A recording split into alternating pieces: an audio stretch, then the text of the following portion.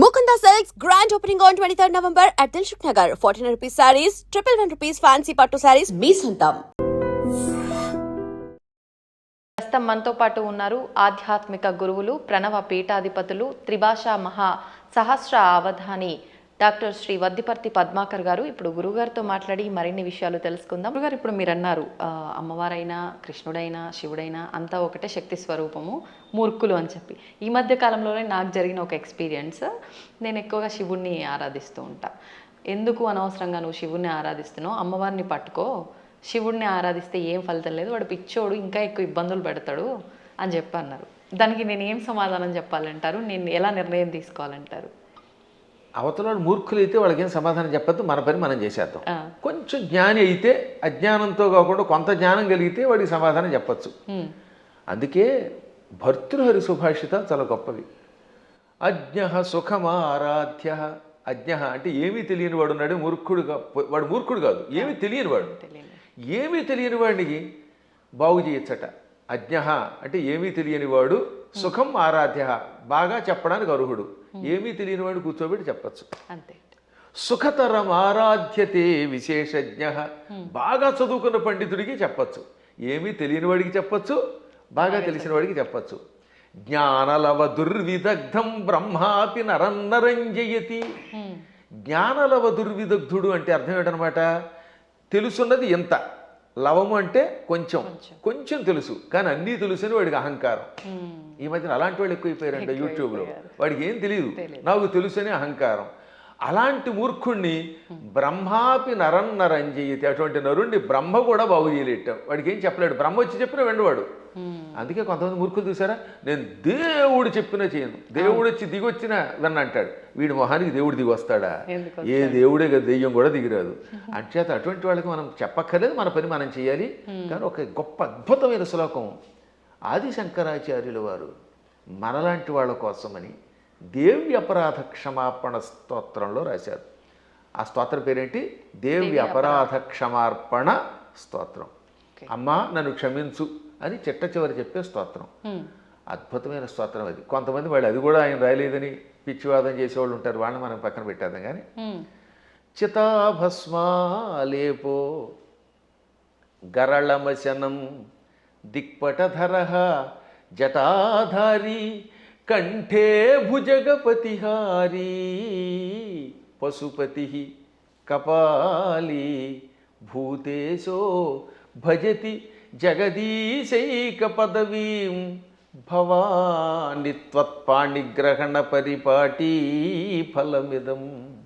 భవాని అంటే ఓ పార్వతి, నీ భర్త శివుడి దగ్గర ఏముందమ్మో గొప్పతనం. ఇది ఎంత గొప్పగా ఉంటుంది. ఈ స్తోత్రం చివరిదాకా వినాలి జాగ్రత్తగా. ఆయన చితాభస్మాలేప. ఎవడో శవాన్ని తీసుకెళ్ళి శ్మశానంలో కాల్చారు. ఆ కాల్చగా వచ్చిన బూడిని ఏమంటారు? చితాభస్మము. చితి మీద నుంచి వచ్చినటువంటి భస్మం. ఆ భస్మాన్ని ఆలేప, ఒంటికి పూసుకుంటున్నవాడు.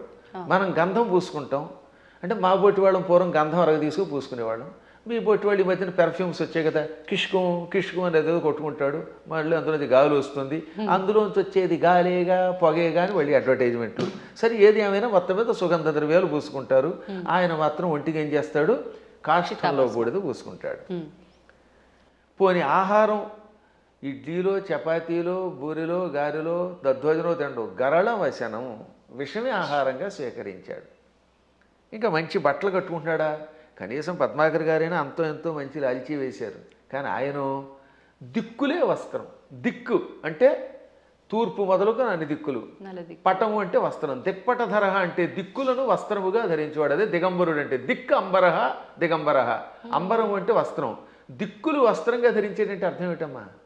ఇప్పుడు ఉదాహరణకి ఈ గదే పద్మాకర్ గారికి బట్ట అంటే ఇంక వేరే వస్త్రం వేసుకోలేదు. అది దిక్కులు వస్త్రంగా ధరించేటంటే ఏ బట్టలు లేకుండా ఉన్నాడు. అక్కడికి అది అయిపోయింది. ఇక తర్వాత ఏమంటున్నాడైనా, జటాధారి. చక్కగా క్రాఫ్ దువ్వుకోడు, కర్లింగులు లేవు, కటింగులు లేవు, జడలు అట్టలు కట్టేసి ఉంటాయి. ఆ అట్టలు కట్టిన జడల్ని ధరిస్తున్నాడు. మెడలో బంగారపు గొలుసు ఒక్కటి కూడా లేదు. భుజగపతిహారి బుస్సుమని మీదకి వచ్చే కాటురాజు గారిని మెడలో వేసుకున్నాడు ఆయన. పావుని గొలుసుగా వేసుకున్నాడు. పశుపతి, ఇంకా ఆయన ఎవరికి అధిపతి? పశువులకు అధిపతి. చేతిలో చూస్తే ఏ కంచమో ఆకో పుచ్చుకుని వాళ్ళంతా బఫేని పెడుతున్నారుగా, ఆయన స్వామివారు ఏం చేస్తారట? కపాలం ధరిస్తాడు. భిక్షాపాత్రగా చేతిలో పుర్రిని ధరించాడు, బ్రహ్మ కపాలాన్ని. భూతేశ, భూతాలకు అధిపతి. ఇవన్నీ అవలక్షణాలు పైకి కనపడ్డాం. కానీ ఇన్ని అవలక్షణాలున్నా జగదీశైక పదవీం భజతి అంటే సమస్త లోకాలకి ఈశ్వరుడు అవుతున్నాడు. జగదీశ్వరుడు అనగా సమస్త లోకాలకి అధిపతి, చక్రవర్తి. అన్ని లోకాలని పరిపాలించడానికి కావలసిన అర్హతలు వచ్చేసి ఆయనకి. లోకాలన్నిటినీ పరిపాలిస్తున్నాడు. కారణం ఏమిటో తెలుసా? భవాని త్వత్పాణిగ్రహణ పరిపాటి ఫలమిదం. నీ పాణిగ్రహణం చేశాడు, నీ చెయ్యి అందుకున్నాడు, అంటే నిన్ను పెళ్లి చేసుకున్నాడు. అమ్మ ఆయనలో అన్ని అవలక్షణాలే, అయినా లోకాలను పరిపాలిస్తున్నాడు. కారణం నిన్ను పెళ్లి చేసుకోవడం. ఇదంతా నీ అనుగ్రహం. అంటే ఇందాక ఒక ఆవిడ చెప్పిందనగా, ఏమని? అమ్మవారిని పూజిస్తే లాభం ఆయన దగ్గరే ఉంది అని. ఈ పై శ్లోకం యొక్క తాత్పర్యం ఇలా కనపడుతుంది. అంటే ఇందాక మీరు అన్నట్టు మిడిమిడిగా తెలుసుకొని మాట్లాడే మాట. ఇప్పుడు ఈ శ్లోకంలో ఉన్న అంతరార్థం తెలిస్తే మనకు ఆశ్చర్యం కలుగుతుంది. సామాన్యుడి భాషలో చెప్పాలంటే వాడికి పిచ్చెక్కుతుంది. ఇప్పుడు అమ్మవారిని పార్వతి అనలేదండి. పార్వతి అంటే పర్వతరాజు కూతురు, పుట్టింటి వారి పేరుతో పిలవాల. భవాని అన్నాడు ఆయన. భవాని అంటే అర్థం ఏంటి? భవస్య పత్ని భవాని అంటే శివుడి పెళ్ళామా. దాని అర్థం ఏంటి? మళ్ళీ అక్కడ ఏమంటాడంటే ఆవిడ్ని ఓ శివుడి పెళ్ళామా అన్నాడు. మనకి ఏమనిపిస్తుంది? ఆవిడ పొగిడినట్టేం లేదు. మళ్ళీ వచ్చేసరికి నువ్వు ఎన్ని గొప్ప లక్షణాలు ఉన్నా, నీ వల్ల ఆయనకు గొప్పతనం వచ్చినా నువ్వు శివుడి పెళ్ళానివే. నీ అనేది నీప్ అని ఒకటి ఉంటుంది వ్యాకరణంలో. ఆ నీప్ అనేది కొన్నింటికి చేరితే భార్య అని అర్థం వస్తుంది. ఆ ఏ ఏ పదాలకి? భవ దానికి నీపు చేరితే భవాని, మృడ నీపు చేరితే మృడాని, రుద్ర నీపు చేరితే రుద్రాణి, శర్వ శర్వాణి. వీటికి భార్య అని అర్థం వస్తుంది. అందులో శివాని లేదు. అందుకే శివాని అనే శబ్దం అసాధు. శివాని అని వాడేస్తారు కానీ శివశబ్దం పక్కన నీపు ఉండదు. భవ, రుద్ర, మృడ, శర్వ ఇది ఆకృతి గణం. వీటికి మాత్రమే చేరితే భవాని, రుద్రాణి, మృడాని, శర్వాణి అవుతాయి. కాబట్టి ఇంత చేసి నువ్వు ఎంత గొప్పదానివైనా, నీ వల్ల ఆయనకి వచ్చినా నువ్వు ఆయన పెళ్ళానివే అని చెప్పడం. ఇంకా పైకి వద్దాం. ఇందాక చెప్పినవి, ఈ ప్రపంచంలో ఎవడైనా కాష్టంలో ఉన్న బూడిదను పూసుకుంటాడా? మీకు ఎంతో స్నేహితుడు ఒక ఆయన ఉన్నాడండి, ఎంతో ఇష్టుడు ఒక ఆయన ఉన్నాడు. ఆ గొప్ప వ్యక్తి ఒక ఆయన తాతగారు అంటే చాలా ఇష్టపడతాడు. ఆ తాతగారు పోయారనుకుందాం. ఆ తాత లేకపోతే బతకలేనన్నవాడు ఆ తాతగారి శరీరం కాలిపోయాక ఆ బూడిద పూసుకుంటాడా?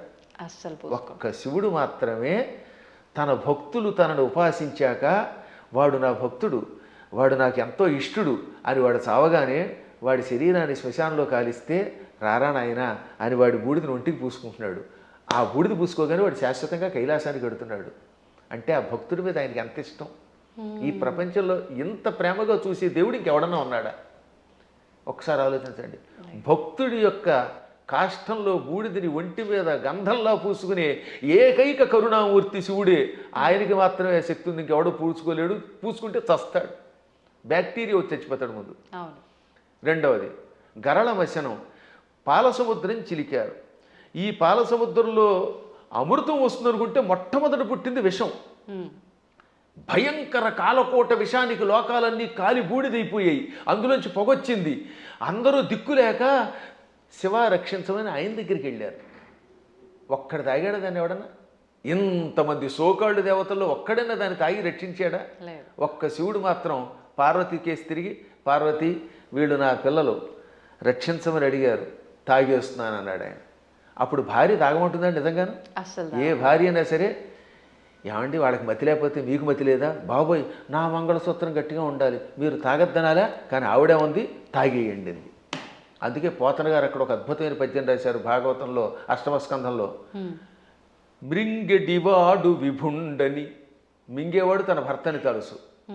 ఆ మింగేవాడు తన భర్త అని ఆవిడ తెలియదా? తెలుసు. మృంగెడిదియు గరళమనియు. ఆయన మింగేది గరళం, విషం తప్ప అమృతం కూల్ డ్రింకు కాదని ఆవిడికి తెలుసు. అది తాగితే ఏం జరుగుతుందో కూడా తెలుసు. అది ఇంకోటి ఎవడో తాగితే చచ్చిపోతాడే తెలుసు. అయినా మేలని ప్రజకుల్ మృంగుమనే సర్వమంగళ మంగళ సూత్రంబునెంత మది నమ్మినదో. ఎంత అద్భుతమైన పద్యం. అయినా ఈ సృష్టి అంతా తన పిల్లలు, మా పిల్లలు బాగుండాలి, వాళ్ళ కోసం మేము ఏమైనా పర్వాలేదు అని త్రాగమన్నది. త్రాగమండవే కాదు, తన మంగళసూత్రాన్ని అంత నమ్మింది. శివుడు నా మెడలో మంగళసూత్రం కట్టాడు, కట్టాక ఆయనకి ఏం అవ్వదు, నా మెడలో ఆయన కట్టిన మంగళసూత్రం ఉండగా ఈ విషయం కూడా ఆయన ఏమీ చేయదనే నమ్మకంతో తాగమన్నదట. అది వాళ్ళ దంపత్య యొక్క బంధం. ఆ దంపతులు ఇద్దరిలో ఎవరు గొప్ప ఎవరు తక్కువ అంటే అది అజ్ఞానం. ఈవిడ వల్ల ఆయన, ఆయన వల్ల ఈవిడ. ఇంతకీ ఎందుకు చెప్తున్నానంటే, నేను అంతటి కాలకోట విషమును టక్కన చేతిలోకి తీసుకుని ఇంత నేరేడు పండు ముద్దగా మార్చి మింగాడు. ఆయన మింగడం కూడా కంఠంలో ఎక్కడ పెట్టుకున్నాడు, సరిగ్గా ఈ కంఠం దగ్గర పెట్టాడు. లోపల లోకాలు ఉన్నాయట, బయట లోకాలు ఉన్నాయి. విషం బయట ఉంటే బయట ఉన్న లోకాలని బూడిద చేస్తుంది, కడుపులోకి వెడితే కడుపులో ఉన్న లోకాలు బూడిదైపోతాయి.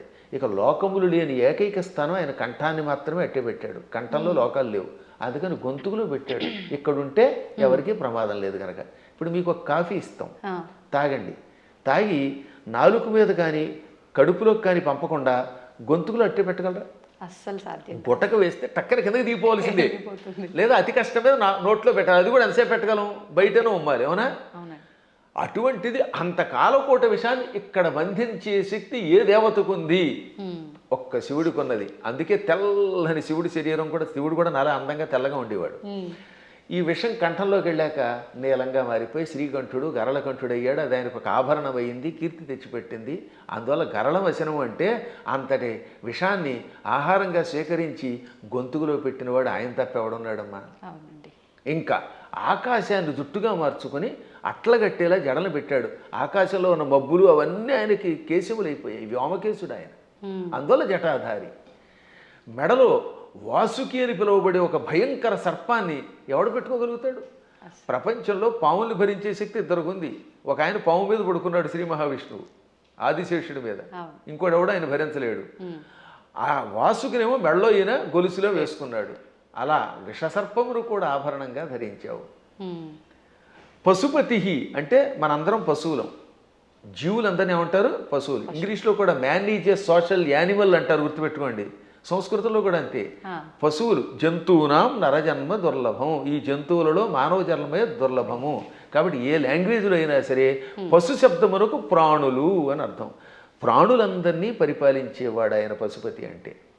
ఇంకా కపాలి, బ్రహ్మ కపాలాన్ని చేత్తో పట్టుకుని బ్రహ్మ యొక్క అహంకారాన్ని అడిచి యావజ్జీవితం చేతిలో పెట్టుకుని అందులో భోజనం పెట్టేవాడు ఎవడు అంటే కపాలి. అంటే ఇన్ని సంపదలున్నా అష్టసిద్ధులున్నా పార్వతి భార్య అయినా భిక్షాపాత్రని చేత ధరించి ఎవడైనా చివరికి భిక్షుకుడే. ఈ ప్రపంచంలో నేను భిక్షుకుడే, నువ్వు భిక్షుకుడివే, ఒకళ్ళనొకళ్ళు యాచించుకోవాలి అని చెబుతున్న మహానుభావుడైన ఒక్కడే. ఇంకా భూతేశ, భూతములు అంటే మీరు అనుకున్నట్టుగా హైహాన్ మీదకి వచ్చే భూతాలు కాదు, పంచభూతాలు.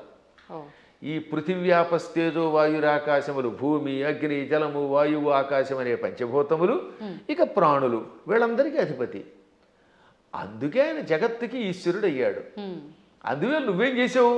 ఆయన గొప్పతనం గ్రహించి ఆయన కోసం తపస్సు చేసి ఆయనే భర్త అవ్వాలని దగ్గరికి వెళ్ళి పార్వతి అని పేరున్నదానివి భవాని అయిపోయావు, ఆయన భార్యవై.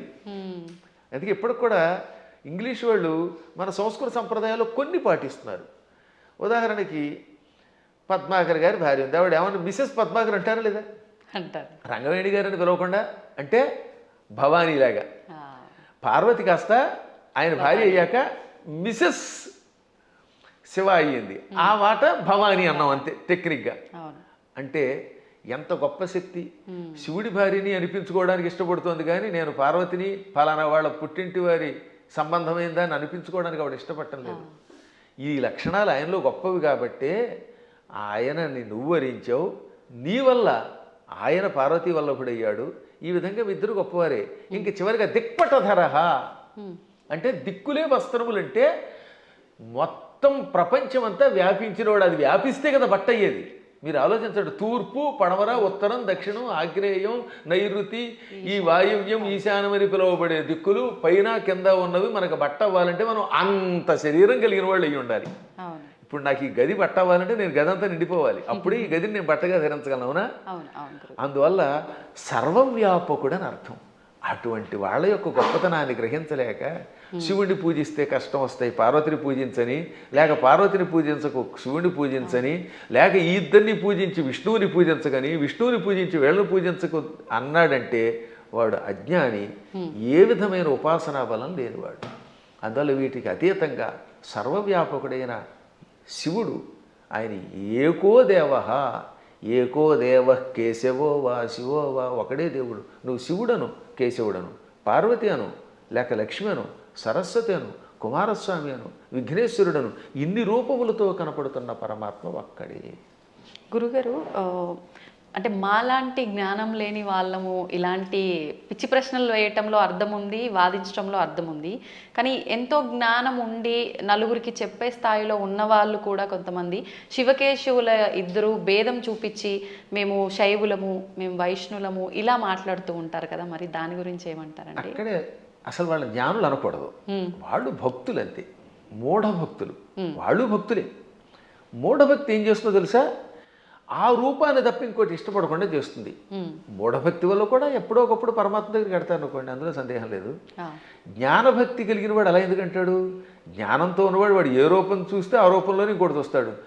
మహానుభావులైన ఋషుల్ని నేను చూశాను కదా, వశిష్ఠుడు ఉన్నాడు, రాముడిలో శివుని చూడగలిగాడు, శివుడిలో రాముడిని చూడగలిగాడు. కైలాసాల్లో వైకుంఠం చూడగలిగాడు, వైకుంఠంలో కైలాసాన్ని చూడగలిగాడు. అమ్మవారి దగ్గరికి వెళ్ళారు. దుర్వాసుడు అన్ని లోకాలకి వెళ్ళాడు. విశ్వామిత్రుడు అలా అన్నీ చూడగలిగాడు. వాళ్ళు జ్ఞానులు. ఇంకా మూఢభక్తులు అంటే ఏమిటనమాట? నేను ఆ రూపమును తప్ప ఇంక దేన్ని చూడండి అంటాడు ఆయన. ఆ ఆశ్చర్యం ఏమిటంటే, తులసీదాసు గారు తన ఆత్మచరిత్ర రాసుకున్నాడు. ఆయన బృందావనం వచ్చాడు. అక్కడ కృష్ణుడు కనపడగానే కళ్ళు మూసుకున్నట్ట. ఏమి నాయనా నన్ను చూడగానే కళ్ళు మూసుకున్నావు, నన్ను ఎందుకు చూడటం లేదంటే, నేను రామభక్తుడిని, రాముడి తప్పేవాడిని చూడన్నాడు. అప్పుడు ఆ కృష్ణుడు ఏమన్నాడు?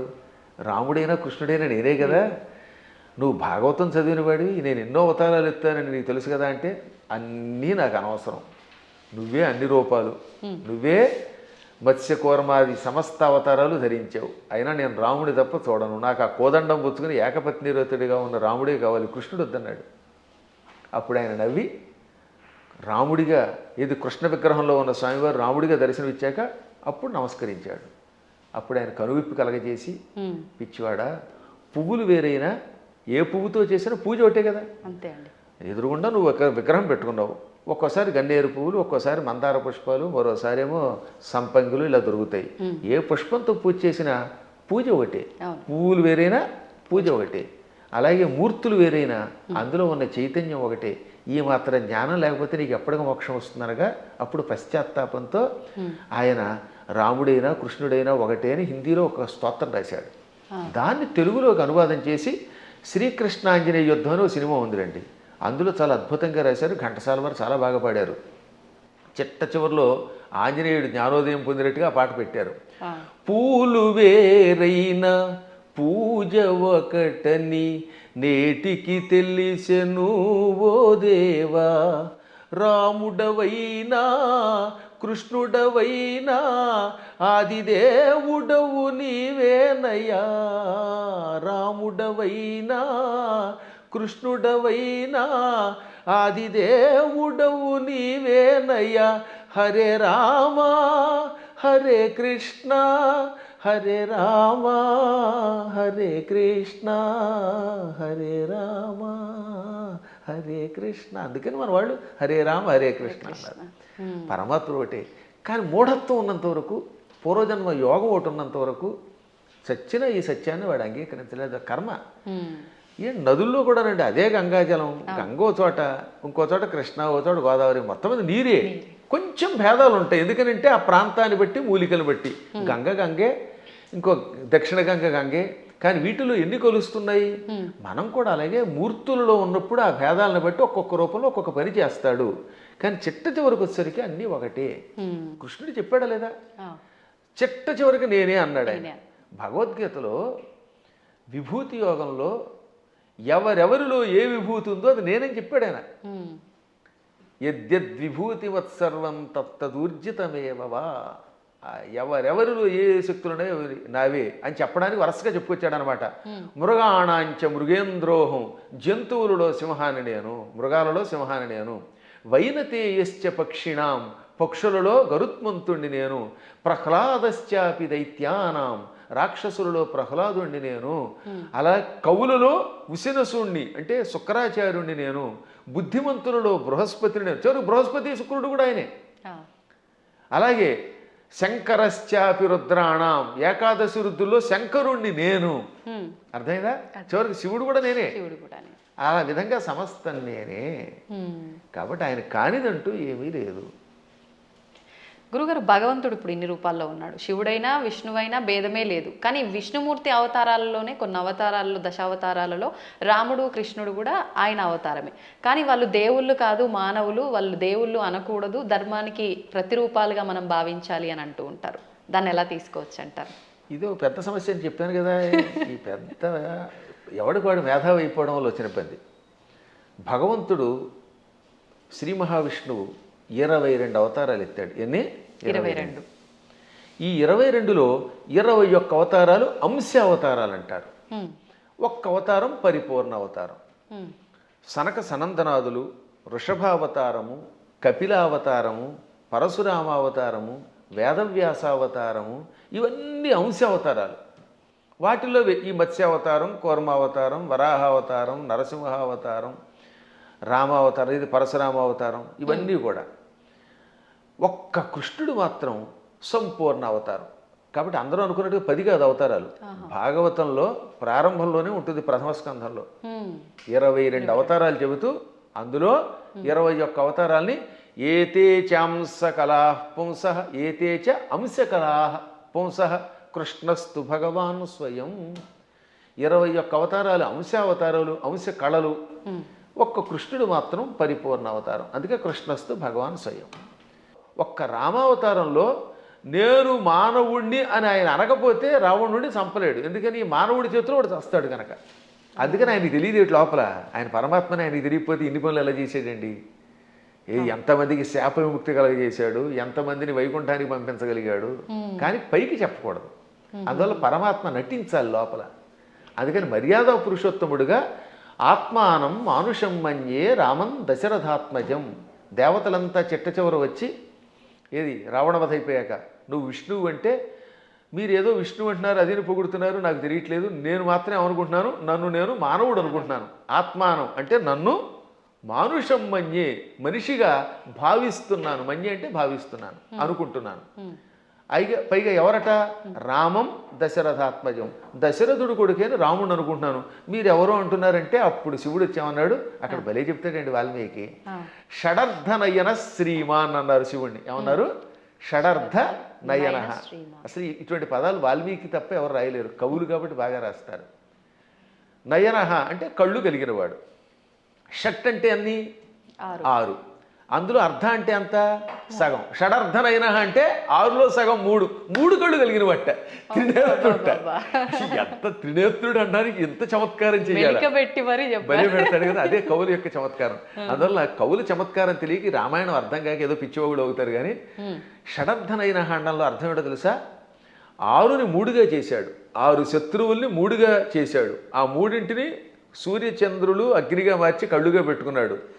వీటిల్లో సూర్యుడు స్వయం ప్రకాశకుడు, చంద్రుడు సూర్యుడు యొక్క కాంతి సేకరించి చల్లదనం ఇస్తాడు. ఈ 3 ఆయన దేన్నైనా భస్మం చేస్తాడు. అంటే కామక్రోధ లోభమోహ మదమాత్సర్యాలనే శత్రువుల్ని 3 ముద్దలు చేసి ఈ 3 ముద్దల్ని కూడా ప్రజలకి త్రిగుణముల రూపంలో ఇచ్చి త్రిగుణములతో కూడిన ప్రజల్ని త్రిగుణాతీతుల్ని చెయ్యగలిగే శ్రీమాన్ సంపదలు కలిగిన వాడు శివుడు. అసలు శివుడి యొక్క వైభవాన్ని, దాని గురించి ఇప్పుడు మీకు ధర్మ సందేహాల్లో కాబట్టి క్లుప్తంగా చెబుతున్నాను. కానీ దీనికి ఎంతో వ్యాఖ్య చేయొచ్చు. అటువంటి శివుడు, నాయన నువ్వు సాక్షాత్తు విష్ణువువి, దేవతలంతా ప్రార్థించటం వల్ల రాముడిగా అవతరించి దుష్ట శిక్షణ శిష్టరక్షణ చేసావు తప్ప సామాన్యుడు కాదు అని చెబితే దశరథుడు మళ్ళీ వచ్చి ఆయన్ని స్తుతించాడు, బ్రహ్మాదులు స్తుతించారు. అప్పుడు అర్థం అవట్లేదా ఆయన సాక్షాత్తు స్వామిని? కాబట్టి అవేమో ఏదో మానవ అవతారాలు అంటే ఎలా ఒప్పుకుంటాం? మానవుడిగా అవతరించి మానవుడిగా నటించి ధర్మమును లోకమునికి ఇచ్చిన ఆది విష్ణువు. అది మర్చిపోకూడదు మనం. మళ్ళీ మనకి ఇలాంటి అనుమానాలు మనకి రాకుండా, రాముడు నేను మానవుడన్నా మనకు అనుమానం రాకుండా ఉండడానికి శివుడు మొదలైన వాళ్ళకే చెప్పించాడు. చిట్ట చివర పట్టాభిషేకంలో ఏం చెప్పాడు వాల్మీకి? ఆదిదేవో మహాబాహు హరిర్నారాయణ ప్రభు సాక్షాద్రామో రఘుశ్రేష్ఠ శేషో లక్ష్మణ ఉచ్యతే. ఇది పట్టాభిషేకంలో చిట్ట చివరి శ్లోకాలు. ఆదిదేవుడు మహావీరుడు సాక్షాత్తు విష్ణువు, ఆయనే రాముడిగా పుట్టుకొచ్చాడు. ఆయన విశేషణాలు: ఆదిదేవ మహాబాహు సాక్షాత్ నారాయణ ప్రభు రామ రఘుశ్రేష్ఠ. ఎన్ని విశేషణాలు చూడండి. మళ్ళీ మళ్ళీ ఆ శ్లోకాలు ఒకటి 2 సార్లు వినాలి. ఆదిదేవో మహాబాహురు హరిరి నారాయణ ప్రభు సాక్షాత్ రామ రఘుశ్రేష్ఠ. ఆదిదేవుడు మహాబాహుడు అంటే పరాక్రమవంతుడు, హరి నారాయణుడు సమస్త లోకాలకి ప్రభువు, ఆయనే సాక్షాత్తు రాముడు. శేష లక్ష్మణ ఉచ్యతే, ఆదిశేషుడే లక్ష్మణుడు అని పిలువబడ్డాడు. కాబట్టి ఇంకెక్కడ స్పష్టమైపోయిందా? అయినా సరే రాముడు కాదు ఉట్టి మనిషి అంటాడు అనుకోండి, అది వాడి కర్మ. గడ్డి పరకలు తినేవాళ్ళు అలాంటి మాటలు మాట్లాడతారు, అజ్ఞానంతో మాట్లాడేవాళ్ళు అలా మాట్లాడతారు. కానీ మనకి తెలుసు, అందుకే రామనామాన్ని ఎప్పటికి కూడా మనం స్మరించి గుడి కట్టి పూజిస్తున్నాం. అందువల్ల ఆయన ఏం చేశాడు, ఎలా చేశాడో తెలుసుకోవాలి, రాముడిలాగా నడుచుకోవడానికి ప్రయత్నించాలి. ఇంకా కృష్ణుడు చెప్పడమే ప్రారంభంలోనే విశ్వరూపంతో పుట్టుకొచ్చాడు. అసలు పుట్టడమే విశ్వరూపం. ఆ తర్వాత వెళ్ళి చిన్నపిల్లవాడు ఎన్నో లీలలు, అణువణువునా లీలలే. ఎన్ని చూపించాడో లీలలు లెక్కలేదు. ఒకసారి ఏమో మామూలుగా నేను చిన్నపిల్లాడిని అంటాడు, నాకు పెద్దవాళ్ళు మీరు దండం పెట్టడం ఏమిటంటాడు అని వెంటనే గోవర్ధన పర్వతం ఎత్తుతాడు. ఇది అక్రూరుడు వచ్చాడులేండి. అక్రూరుడు రాగానే, అక్రూరా నేను 8 ఏళ్ల బాలుణ్ణి, నువ్వేమో 40 ఏళ్ల వాడివి, నువ్వు పెద్దవాడివి, నాకు నమస్కారం చేయటం ఏమిటి అనగానే కాసేపు ఆయన భ్రమలో పడ్డాడు. వెంటనే వెళ్ళి యమునా నదిలో తన విశ్వరూపం చూపించాడు. వెంటనే తాను మరిచిపోయి స్తోత్రం చేసి, నేను పెద్దాడిని ఏంటి, నువ్వు పిల్లవాడు ఏమిటి, సమస్త లోకాలకి నువ్వే తండ్రి బాబోయ్ అన్నాడు ఆయన. ఇన్ని లీలలు చూపించిన పరమాత్ముడు. ఇటువంటి వాళ్ళు మనుషులు అంటే ఆ అన్నవాళ్ళ యొక్క విచక్షణ వదిలేయాలి తప్ప ఇంక మనం ఏం అనలేమంతే. గురుగారు, అంటే ఇది అంటే మూర్ఖంగా ఉంటుందేమో ప్రశ్న, కానీ మీరు ఇప్పుడు చెప్పిన దాంట్లోంచి నాకు అనిపించింది, అంటే ఆయన భగవంతుడే మానవుడిగా ఉండి మానవుడిగా నటించి ఆయన చేయాల్సిన కార్యం చెయ్యాలి అని చెప్పి, అంటే ఒక రకంగా ఇక్కడ వాళ్ళ అసలుని దాచేసి ఇంకో రూపంలో వచ్చి కార్యాన్ని నిర్వర్తించాలి. అక్కడ మోసం చేసినట్టేనేమో, అంటే మన మానవుల భాషలో భగవంతుడే మోసం చేశాడు, మరి నేనెందుకు చేయకూడదు, నేను మోసం చేస్తే తప్పంటారు, ఇది అధర్మం అంటారు అనొచ్చు కదండి. దానికి ఏం చెప్తారు? ఇప్పుడు మీరు మోసం చేశారు అనుకుందా, కాసేపు ఎవరిదో బ్యాంక్ అకౌంట్లో హ్యాక్ చేసి డబ్బులు లాగేశారు, అందుకే ఈ మధ్య నా అకౌంట్లో ఎవరికి ఇవ్వట్లేదులేండి. ఇప్పుడు ఇచ్చిన డబ్బుని మళ్ళీ మీరు రెట్టింపు ఇవ్వగలరా? కానీ శ్రీకృష్ణ పరమాత్ముడు కాసేపు మానవుడిలా నటించి కాసేపు మాయ చేశాడు. ఆ తర్వాత వాళ్ళని తీసుకెళ్ళి రక్షించాడు లేదా? వాళ్ళ గురువు గారిని కాసేపు నేను సామాన్య బాలుడిని అన్నట్టుగా నటింపజేసి కాసేపు మాయపుచ్చాడు. వాళ్ళ అబ్బాయిని బతికించాడు లేదా? అలాగే గోపాలకులంతా ఉన్నారు అక్కడ, వాళ్ళందరి దగ్గర కాసేపు చిన్నపిల్లాడిలాగా మాయపుచ్చాడు. కానీ కష్టం రాగానే ఇంద్రయాగం ఆపేసిన వెంటనే ఇంద్రుడు వర్షం కురిపించాడు హోరాత్రులు, అవునా? ఆ సమయంలో గోవర్ధన పర్వతాన్ని కుడి చేత్తో పైకెత్తి వాళ్ళని రక్షించాడు లేదా? చిటికిన వేలుతో ఎత్తలేదు, చిటికిన వేలు, ఇంకేదో బొటన వేలు, వాడి మొహం, ఇలాంటివన్నీ ఎవడికి తోచింది వాడు చెప్తాడు. కరేణైకేన అన్నారు, అంటే ఒక చేత్తో, అది కూడా దక్షిణ హస్తేన 2 సార్లు వ్యాసుడు రాశాడు. తెలుగులో కూడా గోవర్ధన గిరి ఎత్తెన్ చక్క నొక్క కేలన్ లేలన్ అని పోతన గారు అనువాదం చేశాడు. మళ్ళీ అది ఏ చెయ్యో మనకి తెలియదు కదా, అందుకని తర్వాత పద్యంలో వలకేలదాల్చి అంటే కుడి చేత్తో ఎత్తి విపుల ఛత్రంబుగా బట్టి అన్నాడు, చేత్తో ఎత్తాడు ఆయన. పర్వతాన్ని 7 రోజులు ఎవరెత్తగలరు? అప్పుడు వాళ్ళకి అర్థమైందా లేదా? కాబట్టి పరమాత్ముడు ఎప్పుడు నేను పరమాత్ముడిని భూలోకంలో ఉన్నప్పుడు చూపిస్తే తన లీలలు, అప్పుడు అవతల వాళ్ళు ఈయంతో సన్నిహితంగా మెలగలేరు. ఇప్పుడు మీ పై ఆఫీసర్ ఎప్పుడు స్ట్రిక్ట్గా నేను ఆఫీసర్ని కూర్చుంటే మీరు ఏం ఉద్యోగం చేస్తారు? ఈ దిక్కుమాలాడు శాడిస్ట్ దొరికాడు అంటారా లేదా? అంటారండి. ఏడిపించేస్తే మీకు స్వేచ్ఛ ఇవ్వాలి. అందువల్ల ఆఫీసర్, బహుశా మీదైనా ఆఫీస్ అనుకుంటున్నాను, నాకు తెలియదు అది. ఒకవేళ ఇతరుల దగ్గర ఉద్యోగం చేస్తే ఆ ఉద్యోగం చేసినంతసేపు అవతల వాడు ప్రేమగా చూడాలి. ఇప్పుడు నా దగ్గర చాలామంది పనిచేస్తున్నారు, అర్చకులు పనిచేస్తున్నారు. నాతో పాటు మీరు చూశారు కదా, నాతో పాటు ఓ సహాయకుడు వస్తాడు రాజు. మా అర్చకులు సాయి మనోజ్ కానీ లేకపోతే పవన్ శర్మ కానీ, వీళ్ళు నన్ను ప్రేమగా తండ్రిలా భావించి కూడా ఉంటున్నారు కాబట్టి ఇంత హాయిగా ఉంటున్నారు. వాళ్ళు ఎందుకు ఖర్చు పెట్టారు, ఎలా చేశారు నేను అడగను. అప్పుడు వాళ్ళు ఇంకా నిజాయితీగా ఉంటారు. అవునండి.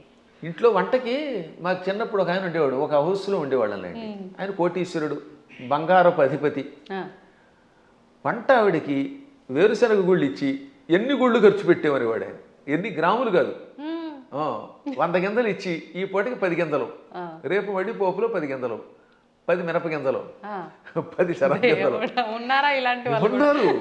అయ్యో మీ అదృష్టం వల్ల మీకు మంచివాళ్ళు దొరుకుతున్నారమ్మా, నా బొట్టి వాళ్ళు మహానుభావులు దొరుకుతారు కాబట్టి మీకు తెలియట్లేదు. కానీ బయట ఇలాంటి పిసినగొట్లే ఎక్కువ మంది ఉన్నారు. కాబట్టి ఎందుకు చెప్తానంటే ఈ లెక్కలన్నీ అడిగితే ఆ వంట ఆవిడ ఇంట్లో పని చేయగలదా? అస్సలు చేయలేదు. ఆఫీసర్ల దగ్గర మనం ఉద్యోగం చేయగలమా? అందువల్ల ఏమవుతానమాట వాడు బిగుసుకుపోయి స్ట్రిక్ట్గా ఉండి అనుక్షణం ఏడిపిస్తే మనం చేయలేము. అందుకని పరమాత్మ స్నేహితుడిగా, కొడుకుగా, కొన్ని చోట్ల తండ్రిగా, కొన్ని చోట్ల మిత్రుడిగా, కొంతమందికి భర్తగా, మరికొంతమందికి ఇంకో రకంగా ఇన్ని రకాలుగా నటించి వాళ్ళల్లో ఒకడై సామాన్యుడిలో ఉన్నాడు. అది ప్రేమగా వాళ్ళతో నటించడం తప్ప మోసం చేయటం కాదు. అలా వాళ్ళతో ప్రేమగా ఉండి వాళ్ళ చేత సేవ చేయించుకుంటూ లేక తాను సేవ చేస్తూ కష్టాలు వచ్చినప్పుడు కష్టాలు తొలగించి కొందరికి మోక్షం ఇచ్చి కొందరికి సంపదించి కాపాడాడు. ఇప్పుడు కుచేలుడు ఉన్నాడు. కుచేలుడికి అడగకుండానే ఇక్కడ నుంచే ఇళ్ళు పంపాడు. స్థలం కొనలేదు, రిజిస్ట్రేషన్ లేదు, మున్సిపాలిటీ వాళ్ళకి ప్లాన్ అప్రూవల్కి పంపడం లేదు. కుచేలుడి దగ్గర గుప్పుడు అడుగులు తినగానే అక్కడ ఆయన ఇంట్లో కుచేలుడి యొక్క నగరాన్ని ఇప్పుడు పోరుబందర్ అంటారు. గాంధీ గారి కుటుంబానికి దగ్గరలోనే ఉంటుంది అది, ఆ ఆలయం ఇప్పటికి కూడా. అది కుచేలుడి ఇల్లు. 7 అంతస్తుల బిల్డింగ్ ఇచ్చేసాడు. అలా ఇవ్వగలిగితే అప్పుడు మనం చెయ్యాలి. అందువల్ల మనం మోసం చెయ్యడం ఎలాగా అనేది కథల్లో నేర్చుకుంటున్నాం, కానీ ప్రేమ చూపించడం, మహిమలు చూపించడం నేర్చుకోవట్లేదు. కాబట్టి శ్రీకృష్ణ పరమాత్ముడు చేసినట్టుగా మనం ఎక్కడ చేయగలుగుతాం? 16,000 మంది రాజకన్యకల్ని నరకాసురుడు జైల్లో పెట్టి హింసించి మానభంగం చేసి ఏడిపించాడు. పాపం దిక్కు లేకుండా అయిపోయారు. ఆ నరకాసురుడిని చంపాడు. చంపగానే ఆ చెరసాల్లో ఉన్న వాళ్ళంతా బయటకు వచ్చారు. ఇంటికి వెడితే మమ్మల్ని ఆదరించేవాళ్ళు లేరు. కొంతమందిని భర్తల్ని చంపి పట్టుకొచ్చాడు, తల్లిదండ్రులు చంపి కొంతమందిని పట్టుకొచ్చాడు. ఇలా రకరకాలుగా తీసుకొచ్చాడు, అత్యాచారం చేశాడు. ఇప్పుడు ఇంటికి వెడితే ఎవరు ఆదరిస్తారు? భర్తలా రానివ్వరు, తల్లిదండ్రులు ఉన్నారో లేదో తెలియదు, మాకు గౌరవం ఉండదు సంఘంలో. అందుకని మమ్మల్ని రక్షించమని మనస్సులో కోరుకుంటే ఈ 16,000 మందిని ఒకేసారి 16,000 మంటపాలు కట్టించి, 16,000 పెళ్లి మంటపాలు, వేదికలు కట్టించి 16,000 మంది మెడలో ఒకేసారి 16,000 రూపములతో మంగళసూత్రం కట్టి పెళ్లి చేసుకున్నాడు. ఇలా చేయమని చూద్దాం. నువ్వు కృష్ణుడిలాగా 16,000 మందిని పెళ్లి చేసుకుంటానంటే 16,000 మందికి ఒకేసారి తాళి కట్టగలవా? ఇన్ని మండపాలు ఒకేసారి ఏర్పాటు చేయగలవా? అందరి ఇళ్లలో ఉండగలవా? వాళ్ళందరినీ ఇలా గౌరవంతో కాపాడగలవా? చేయలేవు నీ మొహం. అందువల్ల కృష్ణుడితో పోల్చుకోవాలంటే నీ లెవెల్ అలా ఉండాలి. ఇంకొక విషయం చెప్పాలి ఇక్కడ. ఒక రోజున నారదుడు అంతటి వాడికి అనుమానం వచ్చింది. ఎందులో? భాగవతంలోనే. మళ్ళీ ఇంకో పురాణం కాదు, భాగవతంలోనే. ఒక రోజున నారదునికి కృష్ణుడి మీద అనుమానం వచ్చింది. ఏది ఇంత నిత్యం నారాయణ అని ఆయనకు కూడా మాయ. ఇదే మాయ అంటే. ఇప్పుడు మీరు నా ఎదురుగుండా కూర్చున్నా మీరు అప్పుడప్పుడు నన్ను కూడా సామాన్యుడని ఎలా మాయలో పడిపోతూ ఉంటారో అలాగా కృష్ణ పరమాత్ముడి నామస్మరణం చేసే నారదుడు కూడా కృష్ణుడిని సామాన్యుడు కదా, ఇంతమంది భార్యలతో ఎలా వేగుతున్నాడు, 16,108 మందితో ఎలా వేగుతున్నాడు పరిశీలించాలి అనిపించింది. ఇది మాయ అంటారు దీన్ని. అందుకని వెంటనే ముందు ఏం చేశాడు? రుక్మిణీ మాత ఇంటికి వెళ్ళాడు. రుక్మిణీదేవి ఇంట్లో ఇద్దరు రుక్మిణీదేవి గదిలో ఒక మంచం మీద కూర్చొని సరదాగా పాచికలు ఆడుకుంటున్నారు, జోదం ఆడుకుంటున్నారు. రావోయ్ నారద అన్నాడు ఆయన. ఓ నమస్కారం చేసి, ఇప్పుడు రుక్మిణి దగ్గర ఉన్నాడు కదా, ఇక్కడ నుంచి రెండో భార్య జాంబవతి దగ్గరికి వెడదాం. రెండో ఆవిడ జాంబవతి, 3 సత్యభామ. ఎందుకని? శమంతకమణిని తీసుకురావడానికి వెళ్ళింది ముందు జాంబవతి దగ్గరికి. జాంబవతిని పెళ్లి చేసుకుని వచ్చాక ఆ తర్వాత సత్రాజిత్తుకి మణిస్తే 3వ భార్య సత్యభామ అయ్యింది. ఇప్పుడు ఏం చేశాడు? రెండో భార్య దగ్గరికి వెళ్ళాడు. అక్కడ కృష్ణుడు కనపడలేదు, జాంబవతి కనపడింది. అమ్మ జాంబవతి, ఈ కృష్ణుడు ఉన్నాడే ఆ రుక్మిణి దగ్గర అనేదో చెప్పబోతూ ఉంటే, ఏమిటి మహర్షి చెబుతున్నారు ఆవిడికి అని ఆవిడ పక్క నుంచి వచ్చేసాడు ఈయన. మా ఆయన ఇప్పటిదాకా నా పక్కనే ఉన్నాడు, నాకు జడేస్తున్నాడు, నువ్వేదో రుక్మిణి అంటున్నావు ఏమిటంది. అబ్బాయి లేదమ్మా, రుక్మిణి దగ్గరికి వెళ్లకుండా నీ దగ్గరికి వచ్చాడని చెప్పబోతున్నానని మాట మార్చి ఇక్కడి నుంచి సత్యభామ దగ్గరికి వెళ్ళాడు. అమ్మ సత్యభామ, నీకెన్ని కష్టాలు వచ్చాయి అనబోతూ ఉండగా, సత్యభామ ఏం కష్టాలు వచ్చాయి? మా ఆయన నాకు వంట చేసి పెడుతున్నాడు అంది. ఆ లోపల వంట చేసి పెడుతున్నాడు. ఇలా ఈయన రుక్మిణి, జాంబవతి, సత్యభామ, కాళింది, నాగ్నజితి, లక్షణ, సుదంత, భద్ర, ఈ 8 మంది పట్టమహిషులు, ఇంకా మిగిలిన 16,108 100 మంది, ఈ 8తో కలిసి 16 వేల 108. అందరి పేర్లు చెప్తాను, ఓ ఏడాది పడుతుంది మరి మీకు రాసుకోగలనండి వరసగా. వాళ్ళందరి పేర్లు నాకు తెలుసు, కంఠస్థం కూడా చేశాను. ఎవరికైనా ఓపిక ఉంటే ఓ ఎపిసోడ్ అంతా వాళ్ళ పేర్లు అలా చెప్పుకుంటూ వెళ్ళిపోతాను. ఒక్కొక్కళ్ళ పేర్లు 2 సుకేసిని, కేసిని, మంజస, సమంజస, పుంజస, ఇలా రకరకాల పేర్లు కొన్ని రిపీట్ అవుతూ ఉంటే కొద్ది తేడా ఉంటాయి. ఇంతమంది ఇళ్లల్లోనూ ఈ నారదుడు వెళ్ళడం, ఒక ఇంట్లో పాలు పితుకుతూ, ఓ చోట పాయసం చేస్తూ, ఓ చోట కాళ్ళు ఒత్తుతూ, ఓ చోట ఏమో ఇంకోటి చేస్తూ, ఓ చోట ఏమో ఇల్లు తుడుస్తూ, ఓ చోట సరదాగా ఆవిడతో పాచికలు ఆడుతూ, ఓ చోట ఏమో ఇంకో బంతి ఆడుతూ, అన్ని చోట్ల కనబడ్డాడు. పిచ్చెక్కిపోయింది నారదునికి. అంతే కదా మరి. ఇది భాగవతంలో నారదుడు కృష్ణుని పరీక్షించుట అనే ఘట్టంతో రాశారు భాగవతంలో.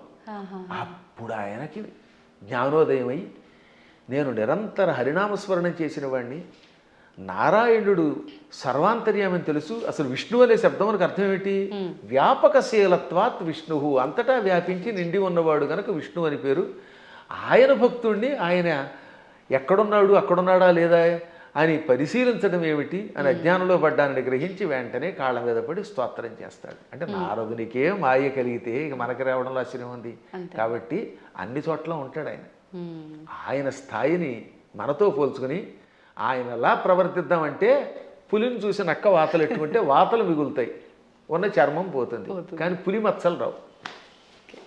గురుగారు, ఇప్పుడు మీరు చెప్పిన దాన్ని బట్టి కృష్ణుడు ఆయన భార్యలతో ఉన్నది ఒక ఉదాహరణగా మాకు అర్థమవడం కోసం చెప్పినా అది వినటానికి అయితే చాలా బాగుంది. ప్రస్తుత రోజుల్లో నిజంగా భార్యాభర్తల బంధం అలా లేదని చెప్పాలి. అంటే అందరూ అని కాదు, కొంతమంది ఒక మిత్రుల్లా ఉండాలి అంటే సమయానికి తగ్గట్టుగా ఇద్దరు భార్యాభర్తలు అన్యోన్యంగా అలా ఉండాలి, కానీ అలా ఉండట్లేదు. ఎందుకని అంటారు? ఇప్పుడున్న కారణం ఏంటి చెప్పమంటానమ్మా? అసలు సగం సినిమాలే పాడి చేస్తున్నాయి కొంత, ఇప్పుడు సినిమాలు మరికొంత. మనుష్యులలో ఆర్థిక స్వాతంత్రం వచ్చేసింది. పిల్లల్ని చిన్నప్పటి నుంచి గారంగా పెంచడం తల్లిదండ్రులు చేస్తున్నారు, సందేహం లేకుండా పెంచాలి. కానీ అదే సమయంలో భార్యాభర్తల బంధం ఒకరితో ఒకరు ఎంత జాగ్రత్తగా ఉండాలి, క్షణికోద్రేకాలతో కోపాలు తెచ్చుకొని తిట్టుకోకూడదనేది చిన్నప్పటి నుంచి చెప్పట్లేదు కదా.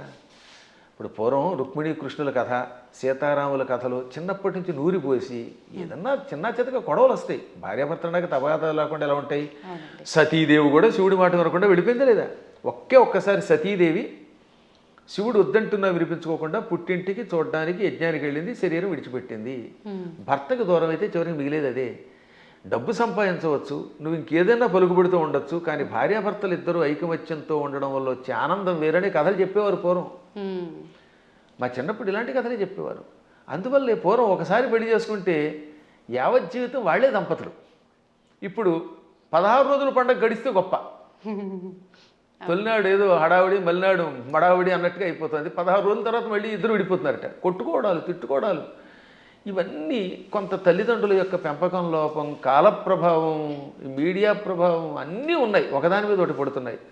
కానీ దైవానుగ్రహం వల్ల మళ్ళీ పూర్వపు లక్షణం వస్తుందని నాకు నమ్మకం. అందువల్ల నా ఉద్దేశంలో చిన్నప్పటి నుంచి పిల్లలకి చక్కని కథలు చెప్పాలి. వస్తాయి తగాదాలను అయినా, కానీ అయినా కలిసి ఉండండి. ఎప్పుడైనా భార్య కోపం వచ్చినప్పుడు భర్త తగ్గాలట, భర్త కోపం వచ్చినప్పుడు భార్య తగ్గాలి. ఈవిడేమో తోసుంటా అంది, ఈవిడ తోసుంటా అన్నాడు, ఇంకేముంది రెచ్చిపోతే కొట్టుకుపోతారు, ఇంకా విడాక్ విడాక్ విడాక్ అయిపోయింది. దీనివల్ల ఏమిటి సాధిస్తున్నారు చివరికి? ఒక్క ఇంట్లో సుఖంగా ఉంటున్నారా?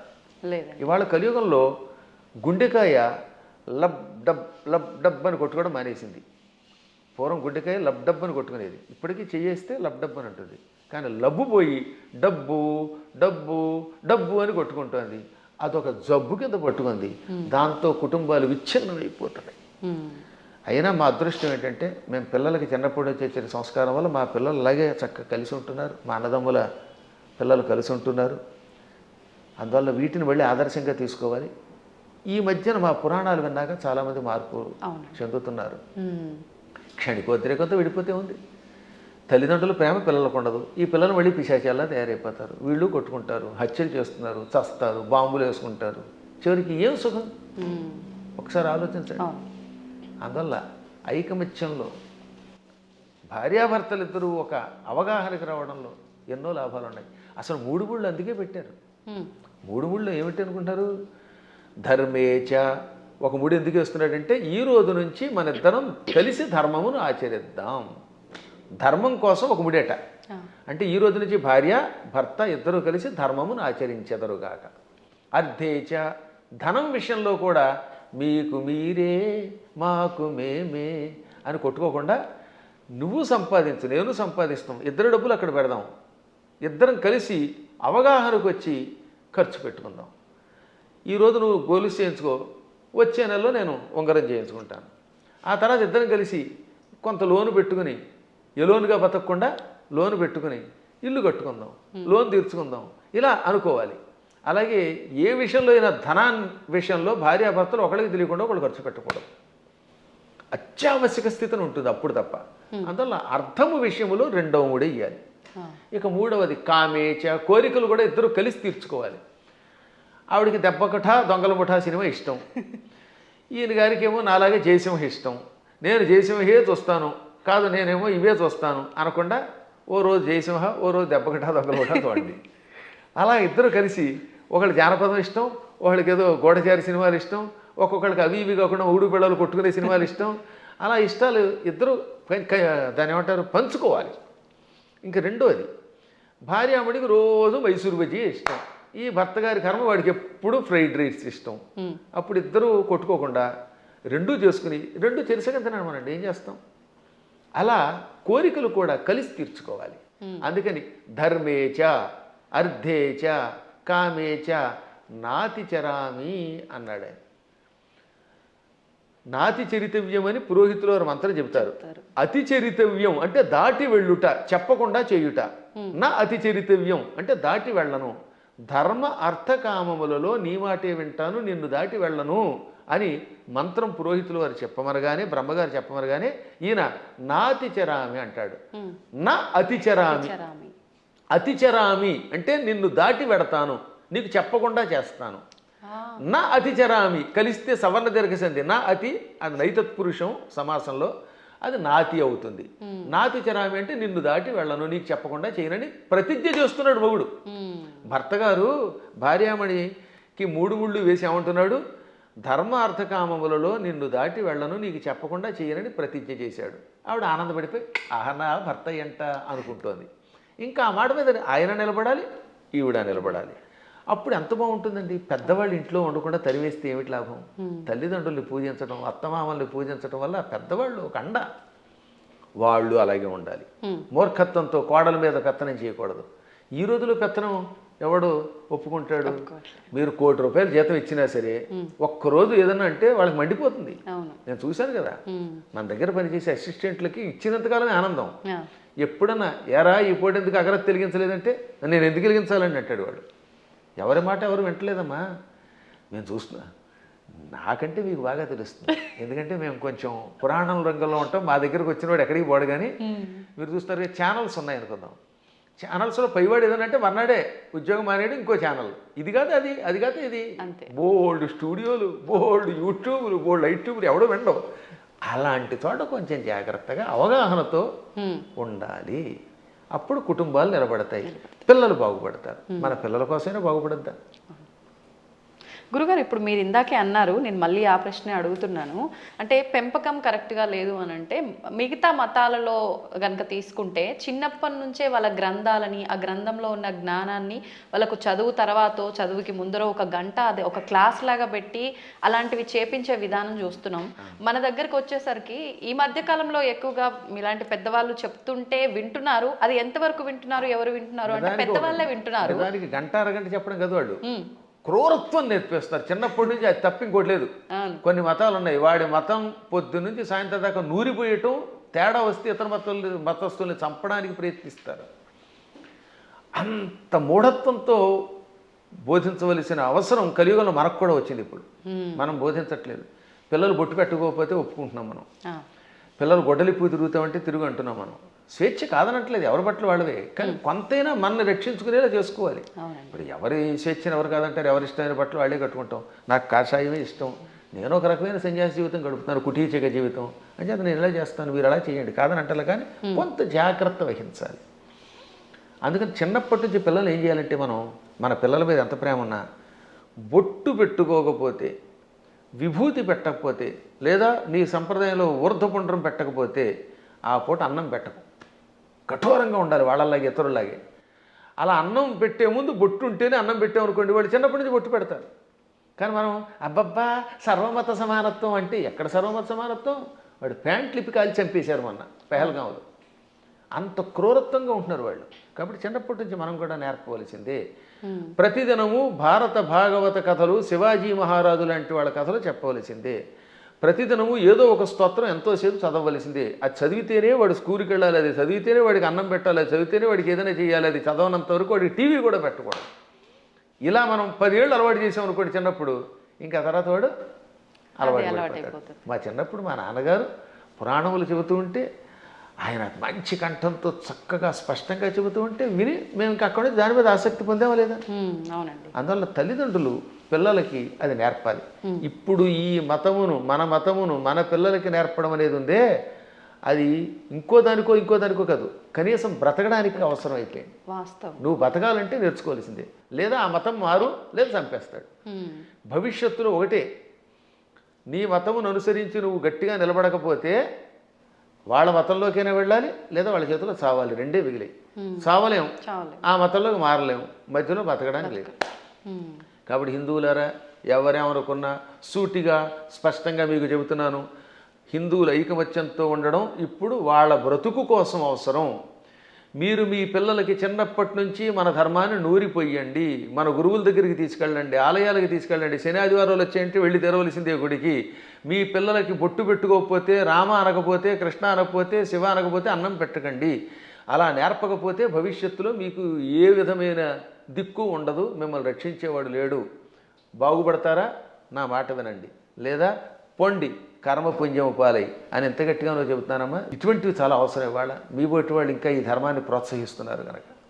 గురుగారు, ఇప్పుడు మీరు చెప్పారు బొట్టు పెట్టుకోమని మీ పిల్లలకు నేర్పండి అని. ఇప్పుడు మా జనరేషన్ వాళ్ళని తీసుకుంటే మీరు చెప్పేవి వింటే మాకు కొన్ని అర్థమవుతాయి, కొన్ని అంతవరకే మాత్రమే తెలుసు, మాకు ఆ జ్ఞానం మాత్రమే, దానికి ముందర వెనక ఇంకేముందనే తెలియదు. ఇప్పుడు అన్నారు బొట్టు పెట్టుకోవాలమ్మా, అది మన ధర్మం అని చెప్పి, నేను వెళ్ళి ఇప్పుడు అదే సేమ్ నా పిల్లలకి చెప్పాను అనుకోండి, అవును బొట్టు పెట్టుకోవడం మన హిందూ ధర్మంలో ఉంది, అసలు ఎందుకు పెట్టుకోవాలి, దాని వెనకాల రీజన్ ఏంటి అడిగితే మా బోటి వల్ల అసలు మేము చెప్పలేకపోతున్నాము. ముందు ఒకటి చెప్పండి వాళ్ళకి. ఇప్పుడు ఆ పెహల్గాంలో ఎందుకు కాల్ చేశారు? వాళ్ళ మతంలో లేరని, అంతేనా? దానికి ఏమన్నా రీజన్ ఉందా? ఇప్పుడు నువ్వు బొట్టు పెట్టుకుంటూ ఇలా ఐకమత్యంతో 10 మంది కలిసి ఉండకపోతే రేపు పొద్దున్న నువ్వు మా వాడివి కాదని చంపేస్తారు. కాబట్టి ఒకటి, ముందు మన ధర్మం బతకడానికి అవసరం చెప్పండి. రెండోది, ఈ కనుబొమ్మల మధ్యలో బొట్టు పెట్టుకుంటే ఒకటి అందం. ఇప్పుడు మీరు ఆ కాస్త బొట్టు తీసేసి ఉంటే మీ మొహం చూడలేం, అదో రకంగా కనపడతారు, పిశాచపు మొహంలో ఉంటుంది. బొట్టు పెట్టుకుంటే సౌందర్యం. తర్వాత ఈ కనుబొమ్మల మధ్యలో జ్ఞాపక శక్తి పెంచడానికి చాలా ఉపయోగపడుతుంది. రోజు నిత్యం ఈ చూపుడు వేలుతోటి బొట్టు పెట్టుకోగా ఒత్తిడికి జ్ఞాపక శక్తి పెరుగు, చురుకుతనం పెరుగుతుంది. కొంతకాలం అబ్జర్వ్ చేయండి మీరే. ఇప్పుడంటే కెమికల్స్ వచ్చాయి, స్టిక్కర్స్ వచ్చాయి, కానీ పూర్వం కుంకుమ అంటే కుంకుమ పెట్టుకుంటే దానివల్ల ఆడవాళ్ళలో ఒక రకమైన జ్ఞాపక శక్తి, ఇంట్లో ఏ మూల ఏ వస్తువు పెట్టినామో వాళ్ళకి గుర్తున్నట్టుగా ఎవరికి ఉండదు. పోపుల డబ్బాలో ఫలానా దాంట్లో కందిపప్పు ఉంది, దాంట్లో పెసరపప్పు ఉంది, ఆవాలు ఉన్నాయని ఎలా గుర్తుపెట్టుకున్నారమ్మా వాళ్ళు అవధానులు. మేము పద్యాలు గుర్తుపెట్టుకున్నట్టుగా అది బొట్టు వల్లే వస్తుంది. జుట్టు చక్కగా కొబ్బరి నూనె రాసుకుని దువ్వుకుంటూ ఉంటే జుట్టు ఊడిపోకుండా ఉంటుంది. ఇప్పుడు కొబ్బరి నూనె ఎందుకు రాసుకోవాలంటున్నారు? అందుకని కొబ్బరి లేదు, రబ్బరి లేదు, శుభ్రంగా నున్నగా అయిపోతుంది. దానికోసం బోడు ఖర్చు పెడుతున్నారు, అవునా? కాబట్టి పేలు పట్టకుండా ఆరోగ్యంగా ఉండదు, తలనొప్పి తగ్గుతుంది. ఇప్పుడు మీకు తలనొప్పులు ఎక్కువ వస్తున్నాయంటే కేవలం నూనె రాసుకోకపోవటం, వారానికి ఒకసారి కుంకుడుకాయలతో తలంటుకుపోవడం వల్ల హెడ్ఏకులు వచ్చి దానికోసం మందులు వాడి, ఈ మందుల వల్ల ఇంకో రోగం వచ్చి మోకాలు నొప్పి వచ్చి, మోచేయి నొప్పి వచ్చి గట్టిగా నడవలేరు, కూర్చోలేరు. అందుకని లిఫ్ట్లు పెట్టవలసి వస్తుంది. మేము పైకి కిందకి 4 అంతస్తులు రోజుకి 8 సార్లు దిగుతున్నాను. నేను ఇంతవరకు లిఫ్ట్ ఎక్కలేదు తెలుసా? ఇప్పుడు మీరు పైకి వచ్చిన ఈ భవనంలో నేను ఇంతవరకు లిఫ్ట్ ఎక్కలేదు ఒక్కనాడు కూడా. నేను ఒకడికి లిఫ్ట్ ఇవ్వాలి కానీ నాకు ఒకటి లిఫ్ట్ ఇవ్వడం ఏమిటి యంత్రం? అందువల్ల నేను నడిచి వస్తున్నాను. అది కారణం ఏంటంటే తలంటుకోవటం, కొబ్బరి నూనె రాసుకోవటం, ఒంటికి అప్పుడప్పుడు తైలమర్దనం చేసుకుని శుభ్రంగా అభ్యంగన స్నానం చేయటం, బొట్టు పెట్టుకోవడం, ఈ సంప్రదాయాలు ఆరోగ్యాన్ని ఇస్తాయి. మన సంప్రదాయాలన్నీ ఆరోగ్య సూత్రాలే. మన తలలో ఉన్నటువంటి బ్యాక్టీరియాని చంపి ఆ చేదు, కుంకుడు చేదు బట్టతలు రాకుండా కాపాడుతుంది. రెగ్యులర్గా కుంకుడుకాయతో వారానికి 2 సార్లు 1 సారి స్నానం చేయండి, జుట్టు వస్తుంది. షాంపూలు పెట్టండి, వెంటనే ముందు తెల్లని రంగు క్యాంప్ వేస్తుంది షాంపూ వల్ల, అందుకే తెల్లబడిపోతాయి. ఆ తర్వాత ఈ తెలుపు బాగు చేయడానికి మళ్ళీ రంగు వేయాలి. ఆ రంగు వేసేసరికి మొత్తం చుట్టూ ఊడిపోయి చుట్టూతో 4 వెంట్రుకలు దానికి రంగు వేయటం, లేదా మళ్ళీ విగ్గులు పెట్టుకోవడం, ఎన్ని గొడవలు వస్తున్నాయి. కాబట్టి మన సంప్రదాయంలో అన్ని ఆరోగ్యానికి పనికొచ్చేవి. అయినా కొన్ని విషయాల్లో ఇంకెందుకు అడగకూడదండి. నేను ఎందుకు పుట్టానంటే ఏం చెబుతావు? మనం పుట్టామా లేదా? ఆ పుట్టడానికి మన కారణం మన చేతిలో లేదు. అది మన కర్మ ఏది ఉందో మనకు తెలియదు. కాబట్టి నువ్వు ఎందుకు పుట్టావు, నువ్వు ఎందుకు అన్నం తింటావు, అన్నం తిన్నంతకాలం, నువ్వు పుట్టినంతకాలం, నువ్వు ఆ పరిగెడుతున్నంతకాలం నువ్వు ఒట్టెట్టుకోవాల్సిందే. కొన్నింటికి ఇంకా లేదు, నువ్వు లాగి ఒట్టించుకోవటమే. దెబ్బ కనపడుతుందా? దేవుడు ఎక్కడున్నాడో చూపించమని అడిగట్టు వెనకడికి. లింగ పురాణంలో ఒక నాస్తికుడు వచ్చి దేవుడు లేడు ఉంటే చూపించన్నట్ట. వెంటనే గురువుగారు లాగ్ గోపే తోడు కొట్టాడు. బాబోయ్ అన్నాడు. ఏం బాబోయ్ ఎందుకు అన్నావు అంటే బాధ అన్నాడు. ఏది బాధ చూపించన్నాడు. లాగ్ గోపే కొడితే బాధ కలిగింది అన్నాడు. బాధ ఏది చూపించంటే బాధ ఎలా చూపిస్తామండి, లోపల ఉంటుందన్నట్ట. అలాగే దేవుడు కూడా అంతటా ఉన్నాడురా. ఈ బాధలో, ఆనందంలో, వెలుతురులో, జలంలో ఉన్నది ఆ చైతన్యమే. అది లేకుండా పుట్టావు, లేకపోతే ఎముకల పోగు. ఆ ఎముకల పోగు మీద మళ్ళీ రకరకాల నరాలు, ఆ నరాలను అంటి పెట్టుకుని చీము, నెత్తురు, మాంసం, కండరాలు, మోకాళ్ళల్లో గుజ్జు, మా చేతుల్లో గుజ్జు, కళ్ళల్లో, గుడ్లల్లో చూపు, ఇవన్నీ పెట్టి పైన చర్మం పెట్టి ఓ సౌందర్యం ఇచ్చాడు ఈ శరీరానికి. ఒక్కసారి ఆశ్చర్యంగా ఉంటుంది మనకి. దీని కింద ఎన్ని నాడులు, మనం తిన్న అన్నం గిలకొట్టబడి జీర్ణమై రక్తంగా మారుతుందా, ఆ రక్తం వీటన్నిటికుండా ప్రవహిస్తున్నదా. అసలు ఎంత అద్భుతమైన యంత్రం. ఈ యంత్రాన్ని ఇంకెవడన్నా రీప్లేస్ చేయగలడా? మోకాళ్ళ చెప్పులు మారిస్తే ఒరిజినాలిటీ ఎక్కడ ఉంటుంది? వంగలేవు, కూర్చోలేవు నువ్వు. ఈ ముక్కు మారిస్తే దీంట్లో ఉన్న ఉండవు. ఇటువంటి శరీరం ఒక్కసారి స్తంభించిపోతే ఎందుకు పనికిరాకుండా అయిపోతే అది ఎందుకు పనికిరాకుండా కుళ్ళిపోతుంది. మళ్ళీ దీన్ని కుళ్ళిపోయి పాడైపోవడానికి వీలుగా లోపల బ్యాక్టీరియా పెట్టాడు. పురుగులు వచ్చి తగలబెట్టకపోతే, కాల్చకపోతే, ఈ శరీరం కొంతకాలం అలా మూలండిపోతే లోపల కొత్త పురుగులు పుట్టి దీన్ని తినేసి మళ్ళీ అవి నాశనం అయిపోతాయి. శుద్ధి చేసి వెళ్ళిపోతున్నది. అటువంటి ఈ అస్థిపంజరాన్ని దీని మీద ఇన్ని రకాలైన విశేషాలని పెట్టి సృష్టి కొంతకాలం నడిపిస్తూ మళ్ళీ వీడు వెళ్ళిపోయాక ఎక్కడికి వెళ్ళాడో తెలియకుండా చేసే అపూర్వమైన ఆ అద్భుత దివ్యశక్తే పరమాత్మ అంటే. కాబట్టి వాడు అంతటా ఉన్నాడు. పిల్లలకి పిడివాదం కాకుండా చిన్నప్పటి నుంచి కనుక నేర్పితే 8 ఏళ్ళు వచ్చాక మనం నేర్పలేము. బై బర్త్ చిన్నప్పటి నుంచి బొట్టు, బొట్టు, కట్టు, వాడికి స్తోత్రాలు నేర్పాలి. ఇప్పుడు నేను ఉదాహరణ చూస్తాను. మా మనవడు ఉన్నాడు, మా మనవరాలు ఉండేది. వాళ్ళు రామ అనకుండా అన్నం తినరు. వాళ్ళ అమ్మ నాన్న అలా పెంచుతున్నారు. శివాజీ మహారాజుకి జై అంటాడు మా మనవడు వచ్చి కత్తి తీసి. ఆ శివాజీ కథలు నేర్పారు. ఆ రకంగా చిన్నప్పటి నుంచి నేర్పితే ఖచ్చితంగా ఈ మార్గంలో వస్తారు. నేర్పినారని దరిద్రులు కొంతమంది ఉంటారు, కొంతమంది క్రూరులు. ఆ కమ్యూనిస్టులు మనమేం బాగు చేయలేము. వాళ్ళు నికృష్టులు, వాళ్ళ పక్కన వదిలేద్దాం, అది వాళ్ళ కర్మ. కానీ ముందు మన ప్రయత్నం మనం చేయాలి. గురుగారు, ఇప్పుడు మీరు ఇందాక అన్నట్టుగా పిసినారి కానివ్వండి, ఇలాంటి మూర్ఖులు, నాస్తికులు కానివ్వండి, ఇదంతా అంటే వాళ్ళ కర్మను బట్టే వచ్చారు అనుకోవచ్చా? మరి లేదు అంటే ఇప్పుడు మీరు చెప్పినట్టుగా పెంపక లోపము అలా కూడా అనుకోవచ్చా? దీనిలో చాలా పని చేస్తాయి. పెంపకంలో కొంత లోపం, వాళ్ళ పూర్వకర్మలు కొన్ని, చుట్టుపక్కల వాతావరణం కొన్ని, పరిస్థితులు కొన్ని, ఇవన్నీ కర్మల యొక్క ఫలితాలు. అందుకే కొంతవరకు మనం మన ప్రభావంతో మార్చొచ్చండి. చెప్పగా కొంత మారుతారు, అంతా మారదు. కానీ అలాగే కొన్ని చూడగా ఎప్పటికో కొంతమంది మారుతారు. కొన్ని పుట్టుకతో వచ్చే దరిద్ర లక్షణాలు ఉంటాయి, అవి చచ్చేదాకా మారవు. అందుకే వాటిని ఏమంటారు? నైసర్గికములు అంటారు. నిసర్గ అంటే బై బర్త్ వచ్చేదాన్ని. పూర్వం మీరు ఎప్పుడన్నా సోషల్ స్టడీస్ చదివితే భారతదేశానికి నైసర్గికంగా హద్దులే ఉన్నాయి అంటే ఏంటి? సహజంగా ఏర్పడినవి అని అర్థం. కాబట్టి నిసర్గ అంటే పుట్టుకతో వచ్చే సహజ లక్షణము. అటువంటి లక్షణాలకి అన్నీ పోవుగానే కొంతవరకు మార్చచ్చు. నాస్తికులు కూడా చివరిలో మారినవాళ్ళు లేరు. కొంతమంది పేరు కమ్యూనిస్టులు, మా ఆవిడ రమ్మందండి అని మళ్ళీ ఏడుకొండల దగ్గరికి వెళ్ళడం. అందువల్ల వాళ్ళ ఆవిడ రమ్మన్నా కదా, వీడికి లోపల ఎంతో కొంత భయం ఉంటుంది. దొంగ కనపడ్డావు, అది సంఘంలో ఒకసారి అందులోకి వెళ్ళాక ఆ ముద్ర ఎంచుకుని దానికోసం అలా ఏడుస్తారు. కానీ లోపల వాళ్ళకి పీకుతుందమ్మా. ఇంతెందుకు, నేను ఎరిగి నాతో క్లాస్మేట్ ఉండేవాడు, పక్కా కమ్యూనిస్ట్ అనేవాడు. ఓ రోజు గుండు కొట్టించుకొచ్చాడు. ఏమిటంటే తిరుపతి వెళ్ళాట. ఎందుకంటే ప్రపంచ నాస్తిక సభలు దిగ్విజయం అయితే గుండు కొట్టించుకుంటానన్నట్ట. అది వ్యవహారం. కాబట్టి ఇలాంటి వాళ్ళు కూడా ఉంటారు. అది పూర్వం ఒక సామెత ఉండేది, round at stage, flat at home అని. అంటే భూమి గుండ్రంగా ఉందనేమో వేదిక వచ్చి చెప్తాట, ఇంట్లోకి వచ్చాక లేదు బల్లపరుపుగా ఉందంటాట. అంటే ఇంట్లో ఒకటి బయట ఒకటి అన్నమాట. బయట 4తోటేమో round at stage, flat at home అని మా చిన్నప్పుడు సామెత ఉండేది. ఇది వేదికల మీద పూర్వం ఇంగ్లీష్లో మాట్లాడేవారు కదా, వాళ్ళు ఇలా మాట్లాడేవారు అనమాట. అప్పట్లో ఇంగ్లీష్ వాళ్ళ టైంలో అంతా ఇంగ్లీషే ఉపన్యాసం. ఆ ఉపన్యాసాల్లో చిలకవర్తి లక్ష్మీ నరసింహం గారి దగ్గరికి ఒక ఆయన వచ్చాడు. ఆయన పేరు బిపిన్ చంద్రపాల్. బిపిన్ చంద్రపాల్ ఉపన్యాసంలో మాట ఇప్పుడే చెప్పింది. ఆయన ఇంగ్లీష్లో అనర్గళంగా మాట్లాడుతూ హిందువులు అలా చేస్తున్నారు, బయటకు వచ్చినప్పుడు ఒక రకంగా, ఇంట్లో ఉన్నప్పుడు ఒక రకంగా ఏడుస్తారు, అలా ఉండకండి, ఇంట్లోనూ బయట హిందువుల్లో ఉండండి అని చెప్పడానికి ఆయన మంచి మాట చెప్పాడు ఆయన. కాబట్టి మనం ఏది నమ్మేమో అది చెయ్యాలి చివరిదాకా, అజ్ఞానంతో కూడినవి చేయకుండా ఉండాలి. సరే ఏది ఏమైనప్పటికీ ముందు పిల్లల్ని మన మార్గంలో మనం పెంచుతామమ్మా. విన్నారా బాగుపడతారు, వినకపోతే మనం ఏం చేయగలుగుతాం?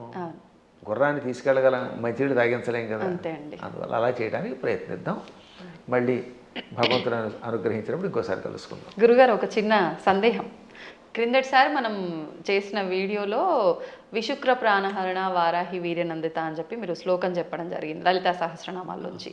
అది చాలామంది విషంగ ప్రాణహరణ అని చెప్పి కామెంట్లలో కూడా పెట్టడం జరిగింది. అసలు ఏంటండి వాస్తవం ఏంటి? ఇక్కడ 2 రకాలు. అది జ్ఞానంతో పెడితే పర్వాలేదు, ఎవడో చెప్పింది విని పెడితే అది వాడి కర్మ, మనం ఏం చేయలేం అనుకోండి. లలితా సహస్రనామానికి వ్యాఖ్యానం రాయాలంటే ముందు వాడికి స్వతసిద్ధమైన ఉపాసన ఒకటి ఉండాలి. ఏముండాలి? ఉపాసన. 2 సంస్కృత పాండిత్యం ఉండాలి. ఈ 2 లేని వాడు వ్యాఖ్యానం చేస్తే మనం పట్టించుకోక్కర్లేదు. ఆ తప్పు అన్నారనే, ఆ తప్పు అన్నవాడు వాడు తప్పుడు మనిషి. ఆ తప్పు కాదు, పాఠాంతరం అనాలి. దాన్ని ఏమనాలి? పాఠాంతరం. కొంతమంది ఇది తప్పండి అని. ఇంతకీ ఇది మీరు ఎప్పుడు నన్ను అడిగింది ఏంటంటే వారాహి దేవత గురించి అడిగారు. అందులో భాగంగా ఈ నామానికి కూడా అర్థం చెప్పాను. విశుక్ర ప్రాణహరణ వారాహి వీర్యనందిత అని లలితా సహస్రనామంలో ఒక నామం ఉన్నది. అవునా? అవునండి. 76వ నామం కదా అది. నామం సంఖ్య మనం పెద్దగా అంతగా పట్టించుకోకలేదు. 76 76. అయితే గురువుగారికి జ్ఞాపశక్తి బాగానే ఉంది. దానికి ముందు మంత్రిణ్యంబా విరచిత విషంగ వధతోషిత. దీనిలో కొంతమంది పాఠాంతరంలో ఏమన్నారు, అందుకే అన్యత్రేణ అంటాడు అక్కడ. అన్యత్రేణ అంటే మరొక చోట వ్యాఖ్యానం రాసేవాళ్ళు విశుక్ర ప్రాణహరుడు బదులుగా విషంగ ప్రాణహరణ వారాహి వీరనందిత అని కూడా ఉన్నది, కానీ అది సరికాదు అని మహాత్ములు చెబుతారు. అది పాఠాంతరం. ఎవరో ఉపాసకులు అలా ఊహించుండొచ్చు. కానీ విశుక్రకి వీర్యానికి ఉన్న సంబంధం తెలుసుకోవాలి, సంప్రదాయం తెలియాలి. దానికంటే ముందు నేను లలితా సహస్రనామానికి భాష్యం రాశాను ఐశ్వర్యోగం అనే పేరుతో. నేను విశుక్ర ప్రాణహరణ వారాహి వీరనందిత అనే పాఠాంతరమే సేకరించాను. మాకు ముందు శ్రీ చంద్రశేఖర భారతీ స్వామి వారు ఉన్నారు. వారు ఎవరో తెలుసుకో మీకు? శృంగేరి పీఠాధిపతులు. ఇప్పుడున్న శృంగేరి పీఠాధిపతులు భారతీ తీర్థస్వామి వారు, ఉత్తర పీఠాధిపతులు శ్రీ విధుశేఖర భారతీ స్వామి వారు. ఈ భారతీ తీర్థస్వామి వారికి ముందు అభినవ తీర్థ మహాస్వామి వారు ఉండేవారు. వారికి ముందు శ్రీ చంద్రశేఖర భారతీ స్వామి వారు. అర్థమైందా? ఆ స్వామి వారి దగ్గర మేము దీని ప్రస్తావన మా నాన్నగారు తీసుకొచ్చారు. నేను లేదు, నేను వెళ్ళింది భారతీ తీర్థస్వామి వారు చూశాను, అభినవ తీర్థస్వామి వారు గారు చిన్నప్పుడు చూశాను, నాకు పెద్ద తెలియదు. భారతీ తీర్థస్వామి వారు మహానుభావులు, అజ్ఞానాంజాహ్నవీ తీర్థమే అయిన ఆ మహాత్ముల ఆశీస్సులు నాకు చాలాసార్లు లభించాయి. నేను దాదాపు అందరి పీఠాధిపతుల దగ్గరికి వెళ్ళాను ఉపాసన విషయం తెలుసుకోవడానికి. ఇప్పుడు కంచిపీఠం శ్రీ విజయేంద్ర సరస్వతి స్వామి వారు నేను కనబడితే గుర్తుపెట్టేస్తారు. మొన్న కూడా ఇక్కడ పురాణం చెబితే ప్రత్యేకంగా ఇచ్చారు. అసలు ఎంత గొప్ప అద్భుతమైన మనిషి అంటే ఆయన. మనిషి అంటే అది ప్రేమగా అంటున్నాను తప్ప సద్గురువు విజయేంద్ర సరస్వతి స్వామి వారు కంచిపీఠాధిపతులు. ఇప్పుడు మేము 2012వ సంవత్సరంలో, ఇప్పుడు 2012 అంటే 13 ఏళ్ల క్రితం కంచిలో పురాణం చెప్పాను నేను. అప్పుడు నేను ఇది ఇందాక చెప్పానే దేవి అపరాధ క్షమాపణ స్తోత్రం, ఈ భవాని తత్పాణిగ్రహణ ఆ శ్లోకానికి భాష్యం చెబుతున్నాను. ఎదురుగుండా కూర్చున్నారు శ్రీ విజయేంద్ర సరస్వతి స్వామి వారు. అప్పటికింకా జయేంద్ర సరస్వతుల వారు కూడా ఉన్నారు. ఇద్దరూ నాకు తెలుసున్నవారే. ఇద్దరికీ నేను నమస్కారం చేసుకున్న వాళ్ళని వాళ్ళ ఆశీస్సులు పొందాను. అప్పుడు ఈ విజయేంద్ర సరస్వతి స్వామి వారు ఇలా కుర్చీలో కూర్చున్నారు. బ్రహ్మానంద భరితులు విని అయ్యాక పీఠానికి పిలిచి ఘన సన్మానం చేశారు. మా అమ్మాయి పెళ్లికి చేరిచ్చారు నాకు విజయేంద్ర సరస్వతుల వారు. ఆయనకి ఒక్కసారి ఒక మనిషిని చూస్తే అవజీవితం గుర్తుపెట్టుకుంటారు. కాబట్టి వారి దగ్గరికి వెళ్ళాను నేను ఇది ఉపాసన విషయాలు తెలుసుకోవడానికి. సరే మహానుభావులైన పీఠాధిపతులు అందరినీ చూశాను, గణపతి సత్యానంద స్వామి వారిని ఎరుగుదు నేను. ఇవన్నీ ఎందుకు చెప్పవలసి వస్తుంది? ఈ చంద్రశేఖర భారతీ స్వామి మహాస్వామి వారు జగద్గురువుల వారి దగ్గర సన్యాసం పుచ్చుకున్న ఒక ఉపాసకుడు ఉన్నాడు. ఆయనని ఎరగలేదు అంటే వాడికి శ్రీచక్రోపాసన గురించి తెలియనివాడు. వాడు శ్రీచక్రము గురించి, లలితా సహస్రనామం గురించి వ్యాఖ్యానం తెలుసుకోవాలంటే తప్పనిసరిగా ఒక ఆయన్ని మనం తలుచుకోవాలి. ఆయనే శ్రీ తుమ్మలపల్లి రామలింగేశ్వరులు వారు. అటువంటి శ్రీచక్రోపాసకులు, అటువంటి సంస్కృత వ్యాకరణ పండితులు, అటువంటి మంత్రోపాసకులు చాలా అరుదు. చిన్నప్పుడే సన్యాసం పుచ్చుకున్న మహానుభావుడు ఆయన. మచిలీపట్నంలో ఉండేవారు ఒకప్పుడు ఆయన. ఆ తర్వాత శృంగేరి పీఠాధిపతుల దగ్గర సన్యాసం పుచ్చుకొని యావత్ ప్రపంచం పర్యటించిన మహానుభావుడు. ఎంత అద్భుతంగా రాశాడండి ఆయన. ఆ మహానుభావుడు కూడా బాలానందిని వ్యాఖ్య లాంటి వ్యాఖ్యలు రాశారు. ఆయన కూడా విషంగా అనే ఒక పాఠాంతరం ఉన్నది, కానీ మేము స్వీకరించట్లేదు. కారణం విశుక్ర ప్రాణహరణ వారాహి వీరినందితాయి నమః అనే స్వీకరించారు. ఇంకా భాస్కర్ రాయలు వారు కూడా విశుక్ర ప్రాణహరణ అని రాశారు. ఎందుకు రాయవలసి వచ్చింది? శుక్రము అంటే వీర్యము, రేతస్సు అని అర్థం. శుక్రాచార్యుడికి ఆ పేరు ఎందుకు వచ్చింది? ఒకప్పుడు శుక్రాచార్యుడు చచ్చిపోయిన రాక్షసుల్ని బతికించడం మొదలెట్టాడు. శివుడు చంపడం, ఆ చచ్చిపోయిన వాళ్ళు ఏం చేసేవాడు? ఈయన మృత సంజీవని విద్యతో బతికించేవాడు. దాంతో చచ్చిన వాళ్ళు బతుకుతూ ఉంటే శివుడికి కోపం వచ్చింది. ఓరి కావ్య, అసలు శుక్రాచార్యుడు అసలు పేరు కావ్యుడు, కావ్య.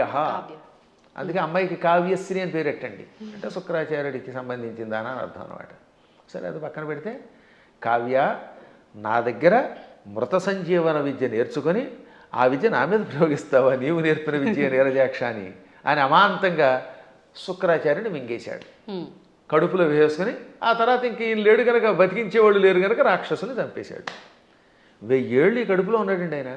ఈ 1000 ఏళ్ళు ఓం నమ శివాయ అని మంత్రం చెప్పించుకుంటూ మృత సంజీవన విద్య ఉంది కదా, అందువల్ల చావకుండా కడుపులో ఉన్నాడు. లోపల కడుపులో గుడగొడలాడుతున్నాడు ఈయన. మన వాడు కొంతమంది కాఫీ తాగితే గుడగొడలాడినట్టుగా కడుపు. ఒక రోజున పార్వతి ఏంటంటే ఆ కడుపులో గడబడా గుడగడ అంటే ఆ కావ్యుడిని మింగాను అనగానే ఆవిడ జాలిపడి, వాడు మరబెట్ట లాంటి వాడే కదండి, వాడిని ఎంతకాలం కడుపులో ఉంచుతారంటే కొంతకాలం శిక్ష వేశాను, సరే ఇహ నువ్వు రమ్మంటున్నావు కనుక వాడిని బయటికి రప్పిస్తానని, కావ్య నా చరమధాతువు నుంచి అంటే నా రేతస్సు నుంచి బయటికి రా అన్నాడు. నోటితో మింగాను, మళ్ళీ నోటితో బయటికి కక్కితే ఏమవుతాడైనా వాంతి అవుతాడు. వాంతి రూపంలో ఉన్నవాడు గురువుగా పనికిరాడు. కక్కిన వాంతి అశుద్ధం కదా అది. అందుకని శివుడు కూడా నా నోటితో కక్కని నిన్ను, నా ధాతువు నుంచి బయటికి రా, అప్పుడు నా కొడుకుతో సమానం అవుతావు అన్నాడు. అప్పుడు ఆయన శివుడి యొక్క గుహ్య ప్రాంతంలో నుంచి రేతస్సు నుంచి బయటకు వచ్చాడు. శుక్రము తెల్లగా ఉంటుంది వీర్యము. ఈ లోపల శివుడి యొక్క వీర్యం నుండి బయటికి రావడం వల్ల అప్పటి నుంచి ఆయన కూడా తెల్లగా అందంగా శివుడిలా తయారయ్యాడు. అందుకని శుక్ర ఆచార్యుడు అన్నారు. అర్థమైందా? అలా శుక్రుడు అయ్యాడు ఆయన. ఇది శివపురాణంలో కాశీఖండంలో ఉంటుంది. నేను చెప్పాను కనుక చాలామందికి తెలుసు, విన్నారు. ఇప్పుడు శుక్రం అంటే ఏమిటనమాట? వీర్యము. అందువల్ల ఆయనకు శుక్రుడిని పేరు వచ్చింది. విశుక్రము అంటే విపరీతమైన విశేషమైన అని అర్థం. వి అనే అక్షరమునకు ఆ ఒక్క అక్షరానికి విశేషమైన వికల్పమైన శుక్రము కలిగినవాడు. అంటే వాడికి విపరీత కామం, చాలా ఎక్కువ రేతస్సు ఉండేది. దాంతో వాడు ఇష్టం వచ్చినట్టు తిరిగేవాడు. ఇప్పుడు వాడు చావాలంటే ఏమవ్వాలి? ఆయుధాలకి చావాడు. వాడిలో ఉన్న రేతస్సంతా లాగేస్తే వాడు చచ్చిపోతాడు. అది వాడికి వరం. అందుకని వారాహి దేవత ఏం చేసింది? మొత్తం వాడి శరీరంలో ఒక, మనం చూడండి, స్ట్రా వేసి డ్రింక్ తాగేసినట్టుగా తన కోరలతో, వారాహి దేవత తన కోరలతో వాడి శరీరాన్ని గుచ్చి వాడిలో ఉన్న వీర్యం అంతా తాగివేసింది. ఇక్కడ వీర్యం అంటే పరాక్రమము, రేతస్సు, 2 అర్థాలు. వీర్య శబ్దానికి బలం అని కూడా అర్థం. అందుకే వీర్యము అంటే రాముడిలో వీర్యం ఉందంటే అక్కడ బలం ఉన్నదని అర్థం అనమాట. ఆ బలాన్ని, సత్వాన్ని తాగేసింది. అందువల్ల అక్కడ ఏమన్నాడు? విశుక్ర ప్రాణహరణ, విశుక్రుని యొక్క ప్రాణములను హరించిన, తాగేసిన వారాహి దేవత యొక్క వీర్యమునకు నందిత, సంతోషపడింది లలితది. ఇప్పుడు ఆ విశుక్ర శబ్దానికి ఈ వీర్యానికి ఇంటర్లింక్ ఇప్పుడు మీకు అర్థమైందా? ఆవిడ అక్కడ వీర్యమును తాగేయటం వల్ల ఆ వీర్యమునకు ఆవిడ సంతోషపడింది, ఆ బలానికి సంతోషపడింది. ఇక్కడ విషంగా రాస్తే ఈ రెండింటికి ఉన్న మంత్రార్థాలు, గూఢార్థాలు దెబ్బతింటాయి. ఎందుకంటే కొన్ని చెప్పడానికి స్టేజీ కాబట్టి చెప్పట్లేదు. కాబట్టి విశుక్రుణ్ణి చంపాలంటే వారాహి దేవతే ఉండాలి. అతని ప్రాణం పోవాలంటే లోపల ఉన్న వీర్యమును లాగాలి. వీర్యమును స్వీకరించడం వల్ల ఆవిడ కూడా వీర్యస్వరూపిణి అయ్యింది. ఆవిడ వీర్యస్వరూపిణి అయ్యింది కాబట్టి ఆ వీరత్వానికి ఆవిడ అమ్మవారు సంతోషపడింది. అద్భుతమైనటువంటి భావనలు తెలియాలంటే అక్షరము పరబ్రహ్మముగా ఉపాసించాలి. అందుకే అక్షరమును పరబ్రహ్మం అంటారు. అక్షర పరబ్రహ్మ యోగం అన్నారు. అందుకే భగవద్గీతలో కూడా మా నాన్నగారు చిన్నప్పుడు శబ్దబ్రహ్మోపాసన చెయ్యాలి అని నాకు చెప్పారు. అంటే శబ్దం ఉరికే పైపైన ఏదో నోటికి వచ్చినట్టు వాగడం కాదు. ఏ శబ్దం వాడినా ఆ శబ్దంలో ప్రతి అక్షరమునకు ఒక అర్థం ఉంటుంది. ఆ అర్థం తెలుసుకుని ఉపాసించాలి. ఉదాహరణకి సముద్రము సాగరము రెండింటికి తేడా ఉంది. అల్లసాని పెద్దన ఈ మనుచరిత్రలో ప్రవరుడు అనేవాడు ఏడుస్తున్నప్పుడు చింతాసాగరమన మునిగి అన్నాడు ఆయన. చింతా సముద్రం అనలేదు. సాగరం అని ఎందుకు వాడాడు? సముద్రం అన్నా సాగరం అన్నా ఒకటే కదా. కానీ రెండింటికి ఎంత తేడా ఉందో తెలియాలి. సముద్రం సామాన్యమైనది, చిన్నది. ఒకప్పుడు సముద్రం చిన్నది. సగరుడని ఒక ఆయన ఉన్నాడు. ఆయనకు 60,000 మంది కొడుకులు. ఈ 60,000 మంది భూమిని తెగతవ్వారు, గొయ్యించేసేశారు. ఆ గొయ్యిలోకి సగరుడి యొక్క మునిమనుముడు భగీరథుడు గంగను తెచ్చాడు. ఆ గంగ అందులో పడింది. దాంతో చిన్నగా ఉన్న సముద్రం ఈ సగరు పుత్రుల వల్ల తవ్వబడి ఆ సగరుని యొక్క మునిమనువుడు తెచ్చిన గంగతో పెద్దదయ్యి విశాలమైపోయింది. ఇవాళ చూస్తున్నంత పెద్దదయ్యింది. చిన్నదిగా ఉన్నప్పుడు సముద్రం, విశాలమైపోతే ఏమవుతుందన్నమాట? డెవలప్ చేయబడితే సాగరం. అందుకని అక్కడ అప్రాప్రియేట్ వర్డ్ ఏంటనమాట? దుఃఖం అలా పుట్టి సముద్రం ఎలా అయితే సాగరం అయ్యిందో అలా వ్యాప్తి చెందింది కనుక చింతాసాగరం అన్నాడు ఆయన. ఊరికే తోచిన పదం వాడేయకూడదు అక్కడ. మేము కావ్యాల్లో వాడేటప్పుడు అంత జాగ్రత్తగా వాడతాం. ఇవన్నీ తెలియాలంటే వాడికి ముందు శబ్ద బ్రహ్మ మీద పట్టుండాలి, వ్యాకరణం తెలియాలి, ఏ శబ్దానికి వ్యుత్పత్తి ఏమిటో తెలియాలి, పురాణములలో విశేషాలు తెలియాలి, ఉపాసనలో రహస్యం తెలియాలి, మంత్రశాస్త్రం మీద పట్టుండాలి, శ్రీచక్రంలో నవావరణములో ఏ ఆవరణంలో వారాహి దేవత ఉంటుందో తెలియాలి, వారాహి దేవతకి ఎన్ని కోరలు ఉన్నాయో తెలియాలి. తెలుసా? మళ్ళీ వారాహి దేవతకి ఎడమ వైపున 5 కోరలు, కుడివైపు 4 కోరలు, కుడివైపునేమో 5 కోరలు, ఎడమవైపు 4 కోరలు ఉంటాయి. 9 కోరలు ఉంటాయి లోపల. అది కూడా తెలియదు కొంతమందికి. అన్ని మామూలుగా దంతాలు వేస్తారు. ఈ వైపు 5, అందులో ఒకటి ఇలా వంగి ఉండాలి, ఒకటి పైకి రంపంలో ఉండాలి, ఈ వైపు 4 ఉండాలి. ఈ కోరలతో ఉన్న వారాహి దేవతను ఉపాసిస్తేనే సక్రమంగా పనిచేస్తుంది. ఆ 9 కోరలే శ్రీచక్రంలో నవావరణ పూజ. అవే నవరంధ్రాలని మనకి శుద్ధి చేసి పెడతాయి. అక్కడ ఈ వారాహి దేవతకి ఒక్కొక్క దానికి ఒక్కొక్క బీజం ఉంది 9 కోరలకి అన్నమాట. అందుకే వారాహి వీర్య నందిత ఎయి అనంటే ఒకసారి ఎన్ని అక్షరాలు ఉన్నాయి? వారాహి వీర్య నందిత ఎయి 9. అదనమాట. ఇప్పుడు అర్థమైందా? ఆ 9 కోరలు. వారాహి వీర్య 5, నందిత ఎయి ఇక్కడ. ఇక కంఠస్థానంలో నమః అనే అక్షరం బీజం ఇక్కడ చేరుతుంది వారాహి దేవతకి. ఓంకారం ఊర్ధంలో ఉంటుంది. అందుకని ఓం వారాహి వీర్యనందితాయే నమః. మళ్ళీ వీటితో పాటు ముక్కులు, చెవులు, రంధ్రాల్లో ఓం ఐం హ్రీం శ్రీం అనే బీజములు, విశుక్ర ప్రాణహరణ వారాహి వీర్యనందితాయి. అంటే ఆకారం వేసేటప్పుడు ఏ బీజం ఎక్కడ వేయాలో వేసి, ఏ కోరలు ఎక్కడ వేయాలో, ఎక్కడ ఏ బీజం ఉందో తెలుసుకుని ఉపాసన చేయాలి. ఇంత ఉపాసన తెలియకుండా తొందరపడిపోయి పాఠాంతరం అనే శబ్దాన్ని తప్పుగా ఉచ్చరించారు అన్నారంటే అది ఎంత ప్రమాదం. అందుకే స్టేట్మెంట్ ఇవ్వడానికి ముందు నీ అర్హత తెలుసుకో. వాస్తవం. లేదా ఫలానా చోటండి పరమాచార్యులు వారు ఇక్కడ పాఠాంతరం ఉందని చెప్పారండి, లేకపోతే ఇంకొక ఆయన ఎవరో ఇలా పాఠాంతరం ఉందని చెప్పారండి, తుమ్మలపల్లి వారు కూడా పాఠాంతరం ఉందనే చెప్పారు, లేదా ఇంకో పెద్ద ఆయన చెప్పారండి అని చెప్పాలి. పాఠాంతరం అనాలి అక్కడ, తప్పనకూడదు. అలాగే ఇప్పుడు ఇక్కడ మనకి దక్షిణాదిలో మంత్రానికి ఒక స్వరం ఉంటుంది, ఒక్కొక్క దానికి ఒక్కొక్కటి ఉంటుంది అనమాట. రాజాధిరాజాయ ప్రసహ్య సాహినే నమో వయం వై శ్రవణాయ కుర్మహే సమే కామాన్ కామకామాయ మహ్యం కామేశ్వరో వై శ్రవణో దధాతు అని చెప్పాలి. ఈ మంత్రం మంది. ఇదే ఉత్తర భారత్లో రాజాధిరాజాయ ప్రసహ్య సాహినే నమో వయం వై శ్రవణాయ అని ఒక గొలుసు కట్టు స్వరం ఉంటుంది. కాబట్టి వాళ్ళు వేద పండితులే, వాళ్ళకి ఆ స్వరంతో నేర్పారు. ఇక్కడ మనకి దక్షిణ భారత్లో ఇది నేర్పారు. కాబట్టి ఇప్పుడు మనం ఇది విని అది తప్పు అంటామా? వాళ్ళు అది విని మనది తప్పు అనాలా? వాళ్ళ గురు పరంపరలో ఆ స్వరంతో ఉడుతుంది. స్వరాలు చాలా ఉన్నాయి. ఇలా స్వరాలు తప్పు అని చెప్పడం వల్లే ఒకప్పుడు పరాశరుడు అంతటి వాడు మళ్ళీ తపస్సు చేయవలసి వచ్చింది. ఆంజనేయుడి యొక్క కథలు ఉంటాయి పరాశర సంహితలో. అందులో ధ్వజదత్తుడు అనేవాడు స్వరాన్ని పక్కవాడిని నీతి తప్పు అని ఆక్షేపిస్తే స్వరం తప్పు కాదనా, వాళ్ళ సంప్రదాయంలో ఆ శాఖలో ఆ రకమైన స్వరం ఉంటుంది, నువ్వు ఆక్షేపించావు కనుక వచ్చే జన్మలో దరిద్రుడివై పుట్టు అని గురువుగారు చెప్పిస్తే దరిద్రుడై పుట్టాడు వాడు. ఎంత తేడా ఉందో ఆలోచించండి. అందుకని నేను ఎప్పుడు తప్పని అన్ను, పాఠాంతరంలో అలా ఉంది. సరే పూర్తిగా తప్పు చెబితే అది వేరే విషయం. శాస్త్రం అనలేరు కొంతమంది, శాస్త్రం శాస్త్రం ఏం చెబుతోందంటే అంటాడు. అంటే శాకి సాకి తేడా తెలియదు వాడికి. సా అనేది దంత్యం, శా అనేది తాళవ్యం. శాస్త్రం అనకుండా శాస్త్రం అంటే ఏమో ఉంటుంది. ఇప్పుడు మన వాళ్ళకి తెలుగు చెప్పక్కర్లే. పెళ్ళి అనమంటే పెళ్ళి, పెళ్ళి. వెళ్ళి అనమంటే వెళ్ళి, వెళ్ళి అంటే ప్రవాహం అని అర్థం అమ్మా. వెళ్ళి రండి అంటే అక్కడ ఇక్కడ నుంచి ఇంకో చోటకి ప్రయాణం అవ్వండి అని. అదే వెళ్ళి అంటే ప్రవాహం. పాల వెళ్ళి అంటే పాల యొక్క ప్రవాహం, క్షీర సముద్రం అని అర్థం. పాల వెళ్ళి అంటే ఏమిటనుకుంటున్నారు అర్థం? క్షీర సముద్రం అని అర్థం, క్షీరసాగరం. కాబట్టి వెళ్ళి రండి అంటే పొంగెత్తి నీళ్లతో ముంచండి అని అర్థం. మమ్మల్ని ముంచండి అని మీరే చెప్తారు, నా కొంప ముంచండి అని. కాబట్టి వెళ్ళి పెళ్ళి అంటే ఎంత అసహ్యంగా ఉంటుంది. వెళ్ళి అనలేక ఉచ్చారణ రాదు, ఏ శబ్దం ఎలా పలకాలో తెలియదు, మంత్రశాస్త్ర నియమాలు తెలియవు. ఎవడు పడితే వాడు స్టేట్మెంట్ ఇస్తేలాగా. ఎంత గట్టిగా ఎందుకు చెబుతానంటే ఇంక మీదటైనా పిచ్చి పిచ్చిగా ఇలాంటి వాటిల్లో వింటున్నప్పుడు పిచ్చి కామెంట్లు పెట్టకండి, దానివల్ల నాశనం అవుతారు. తెలిస్తే తెలిసినట్టు పెట్టండి. లేదా మాకు అనుమానం ఉందండి, ఎవరి దగ్గర నా తప్పు అంటారేమిటి, ప్రతివాడు తప్పు అనడానికి. అందువల్ల లలితా సహస్రనామంలో అనేక భాష్యములు ఉన్నాయి. మేము కూడా ఐశ్వర్యయోగం అనే అద్భుతమైనటువంటి ఒక భాష్యం గణపతి సచ్చిదానంద స్వామి వారి యొక్క ఆశీస్సులతో రాసిపెట్టాం. దాన్ని భారతీ తీర్థ మహాస్వామి వారు కూడా సంతోషించి అంగీకరించి పీఠికిచ్చారు. హేమాహేమీరైన జగద్గురువుల యొక్క అనుమతితో రాసినటువంటి గ్రంథాలు.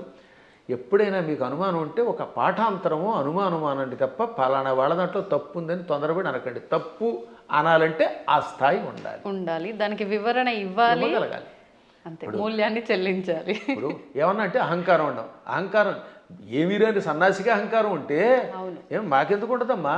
దక్షిణాహంకారం ఉండవలసిందే. విశ్వనాథ సత్యనారాయణ గారు ఏమన్నారు తెలుసా?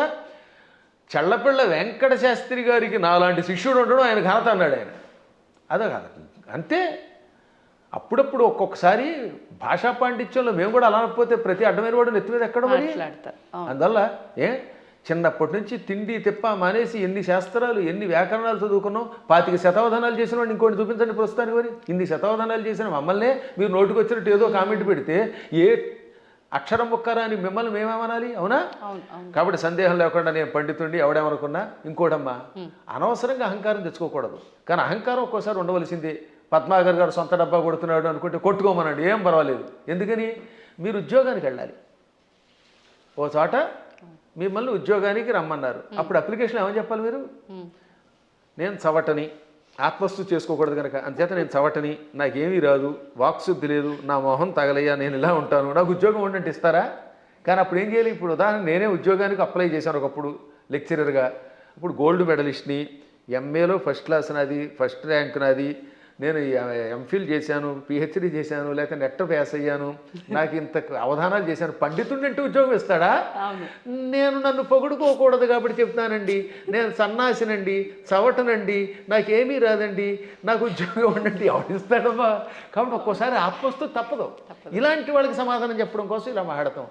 అలా విత్తప్పుడైతే ఈశ్వర కటాక్షం వల్ల ఇదంతా వచ్చాయి. నేను అలాగే రాసుకున్నాను పద్యంలో, అమ్మా జగన్మాత నిన్ను ఉపాసించి ఇంత గొప్పవాడిని అయ్యాను.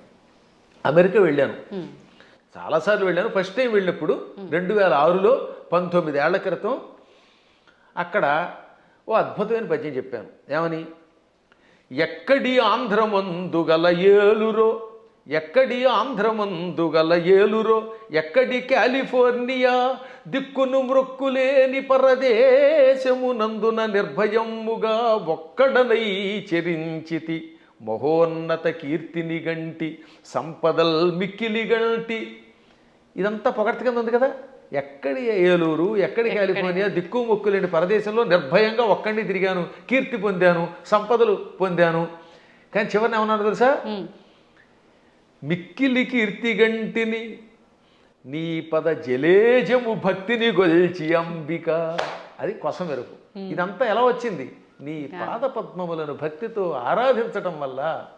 సంపదల్ మిక్కిలి గంటి నీ పద జలేజము భక్తిని గొల్చి అంబిక అని ఆ సంపదల్లో లకార పొల్లు చివర ఉండడం వల్ల జలేజములో అలుక్ సమాసంలో ఎతి కూడా పడింది దానికి అలాగా. కాబట్టి చిట్ట చివర అమ్మాయి ఇదంతా నీ అనుగ్రహం అంటాం, మేము ఎప్పుడు వినయంగానే ఉంటాం. కానీ ఒక్కొక్కప్పుడు అజ్ఞానికి సమాధానం చెప్పేటప్పుడు అంత గట్టిగా చెప్పాల్సిందే. కాబట్టి విశుక్ర ప్రాణహరణ అనే పాఠాంతరం ఎక్కువ బాగుంటుంది. పాఠాంతరంలో విషంగా ఉండవచ్చు, అది వేరే విషయం ఉంది, ఉన్నప్పటికీ ఇదే. కాబట్టి ఎవరికి ఏది కావాలంటే వాళ్ళ గురు పరంపరను పెట్టి దాన్ని సేకరించెదరుగాక అని మంగళాశాసనం చేస్తూ మరొక్కసారి మీ అందరి దగ్గర సెలవు తీసుకుంటున్నాను. ఈ 2 మాటలు కూడా చెప్పేయండి గురుగారు. ఇంకా ఇప్పుడు ప్రతి ఒక్కరిలో ఉన్న ఒక చిన్న డౌట్ ఏంటంటే వారాహి అమ్మవారు ఇప్పుడు మీరు చెప్పిన దాన్ని బట్టి పురాణాల నుంచి ఎప్పటి నుంచో ఉన్న విషయమే, కానీ ఇప్పుడు ఈ 3-4 సంవత్సరాల నుంచే కొత్తగా వింటున్నాం ఎక్కువగా. కాబట్టి ఎవరు ఆరాధించకూడదు, గోప్యంగా ఉంచాలి, గుప్త నవరాత్రులు ఇదంతా కూడా మాట్లాడుతున్నారు. అసలు వాస్తవం ఏంటంటే అక్కడ గోప్యంగా ఉంచమని ఎందుకన్నారంటే ఎవరికి పడితే వాళ్ళకి, అజ్ఞానులకి నాస్తికులకి, కమర్షియల్గా వాడుకునే వాళ్ళకి చెప్పకూడదు. ఇప్పుడు పెద్ద సమస్య ఏంటంటే కలియుగంలో ఒక ఆయన కష్టపడి ఉపాసన చేశాడు అనుకోండి, ఇంకెక్కడి నుంచి స్వార్థపరులు బయలుదేరుతున్నారు కొందరు. వాళ్ళు గుడి పెట్టేసి పీఠం పెట్టేసి ప్రజలు దోచుకుంటారు. మీరు చూస్తూనే ఉన్నారు కదా, చీరల్ని ప్రమోట్ చేసేవాడు, పూజల్ని ప్రమోట్ చేసేవాడు, బాబో ఎలా తయారయ్యారంటే అలా తయారయ్యారు. అందుకని వద్దని అండంలో ధర్మం ఉంది, కానీ అసలు ఉపాసన వద్దండం మనవాళ్ళం వద్దనడానికి. భక్తి కలిగిన ఎవడైనా ఉపాసకుడే, ఎప్పుడూ ఉన్న ఉపాసనలు. కాకపోతే ఉపాసనలు అనేది మీ ఓపికలను బట్టి చెయ్యండి, మోసగాళ్ళ మోసంలో పడకండి. ఈ విషయంలో మాత్రం మోసగాడు తయారయ్యారు సందేహం లేకుండా. ఇంకా అక్కడి నుంచి వారాహి దేవతకి ఒక గుడి కట్టేయడం, అందరినీ నా దగ్గరికి వచ్చేయండి అనడం, దాంతో వచ్చిన వాళ్ళ దగ్గర ఏమో డబ్బులు లాగడం, చీరలు లాగడం, గందరగోళం అయిపోతుందమ్మా. వాళ్ళని దృష్టిలో పెట్టుకు చెప్పారు తప్ప ఉపాసనని తిట్టట్లేదు అవతల వాళ్ళు కూడా. ఈ ఉపాసన పేరు చెప్పి వంచకత్వం ఎక్కువైపోవడం వల్ల వంచకులు దృష్టిలో పెట్టుకుని కొంతమంది వద్దన్నారు తప్ప, అన్నవాళ్ళు కూడా ప్రజల యొక్క బాగుని దృష్టిలో పెట్టుకున్నారు కదా, అది మంచిదే. నిజమైన ఉపాసకులు ఆడంబరం లేకుండా ఉంటారు. ఇప్పుడు ఎప్పుడైనా నేను పూజ చేశాను, ఒక్క పూజ బయట పదే చెప్పుకుంటా, డబ్బా కొట్టుకుంటావు కొట్టుకోం, అత్యవసరం వస్తుంది ఒక్కోసారి. అలాంటప్పుడు చెప్పాలి తప్ప వీటితోటి అవతల వాళ్ళ దగ్గర డబ్బులు వసూలు చేయడం, వాళ్ళు మోసం చేయడం తప్పే. కానీ వారాహి ఉపాసన ఇప్పటిది కాదు, యుగాలుగా బ్రహ్మాండ పురాణంలో ఉంది. బ్రహ్మాండ పురాణం వ్యాసుడు రాశాడు, కొన్ని వేల సంవత్సరాల క్రితమే ఉంది. అవి కూడా కాదంటే అది వాళ్ళ కర్మ. సంతోషం అండి. మంచి అంటే ఒక నిర్ధారణ అనేది జరిగింది ప్రతి ఒక్కరికి కూడా. అంటే పెద్ద పెద్ద జ్ఞానులు యోగులే వారాహి అమ్మవారిని ఆరాధించరు, మీరెవరు ఆరాధించడానికి అని ఖచ్చితంగా చెప్పే వాళ్ళు ఉన్నారు ప్రస్తుతం మీడియా ముఖంగా. అసలు లేదు అందరూ ఆరాధించే వాళ్ళు. అంత మొత్తానికి జనాలకి ఏమైపోయిందంటే ఒక క్లారిటీ మిస్ అయిపోతుంది. సంతోషం గురుగారు, చాలా మంచి విషయాలు తెలియజేశారు. ఇంకా సమయం ఉంటే ఇంకా మాట్లాడాలని ఉంది, కానీ ఇప్పటికే చాలా సమయం అయిపోయింది. మీ అనుమతి ఉంటే మరొకసారి మరొక వీడియోలో తప్పకుండా మంచి విషయాలు మాట్లాడుకుందాం. ధన్యవాదాలండి. తవ్వుతూనే శివలింగం సరే దాన్ని అట్లా కప్పేసేయండి, చూపించదండి. మూర్తి పూజ కాదు, సాక్షాత్ బ్రజేంద్ర నందన భగవాన్ ఉన్నారు మూర్తులు. ఏమీ ఆశించకుండా ఆరాధించే వాళ్ళు కూడా ఉన్నారా ప్రభుజీ? నిజమైన భక్తి అంటే మనకు తెలియదు కాబట్టి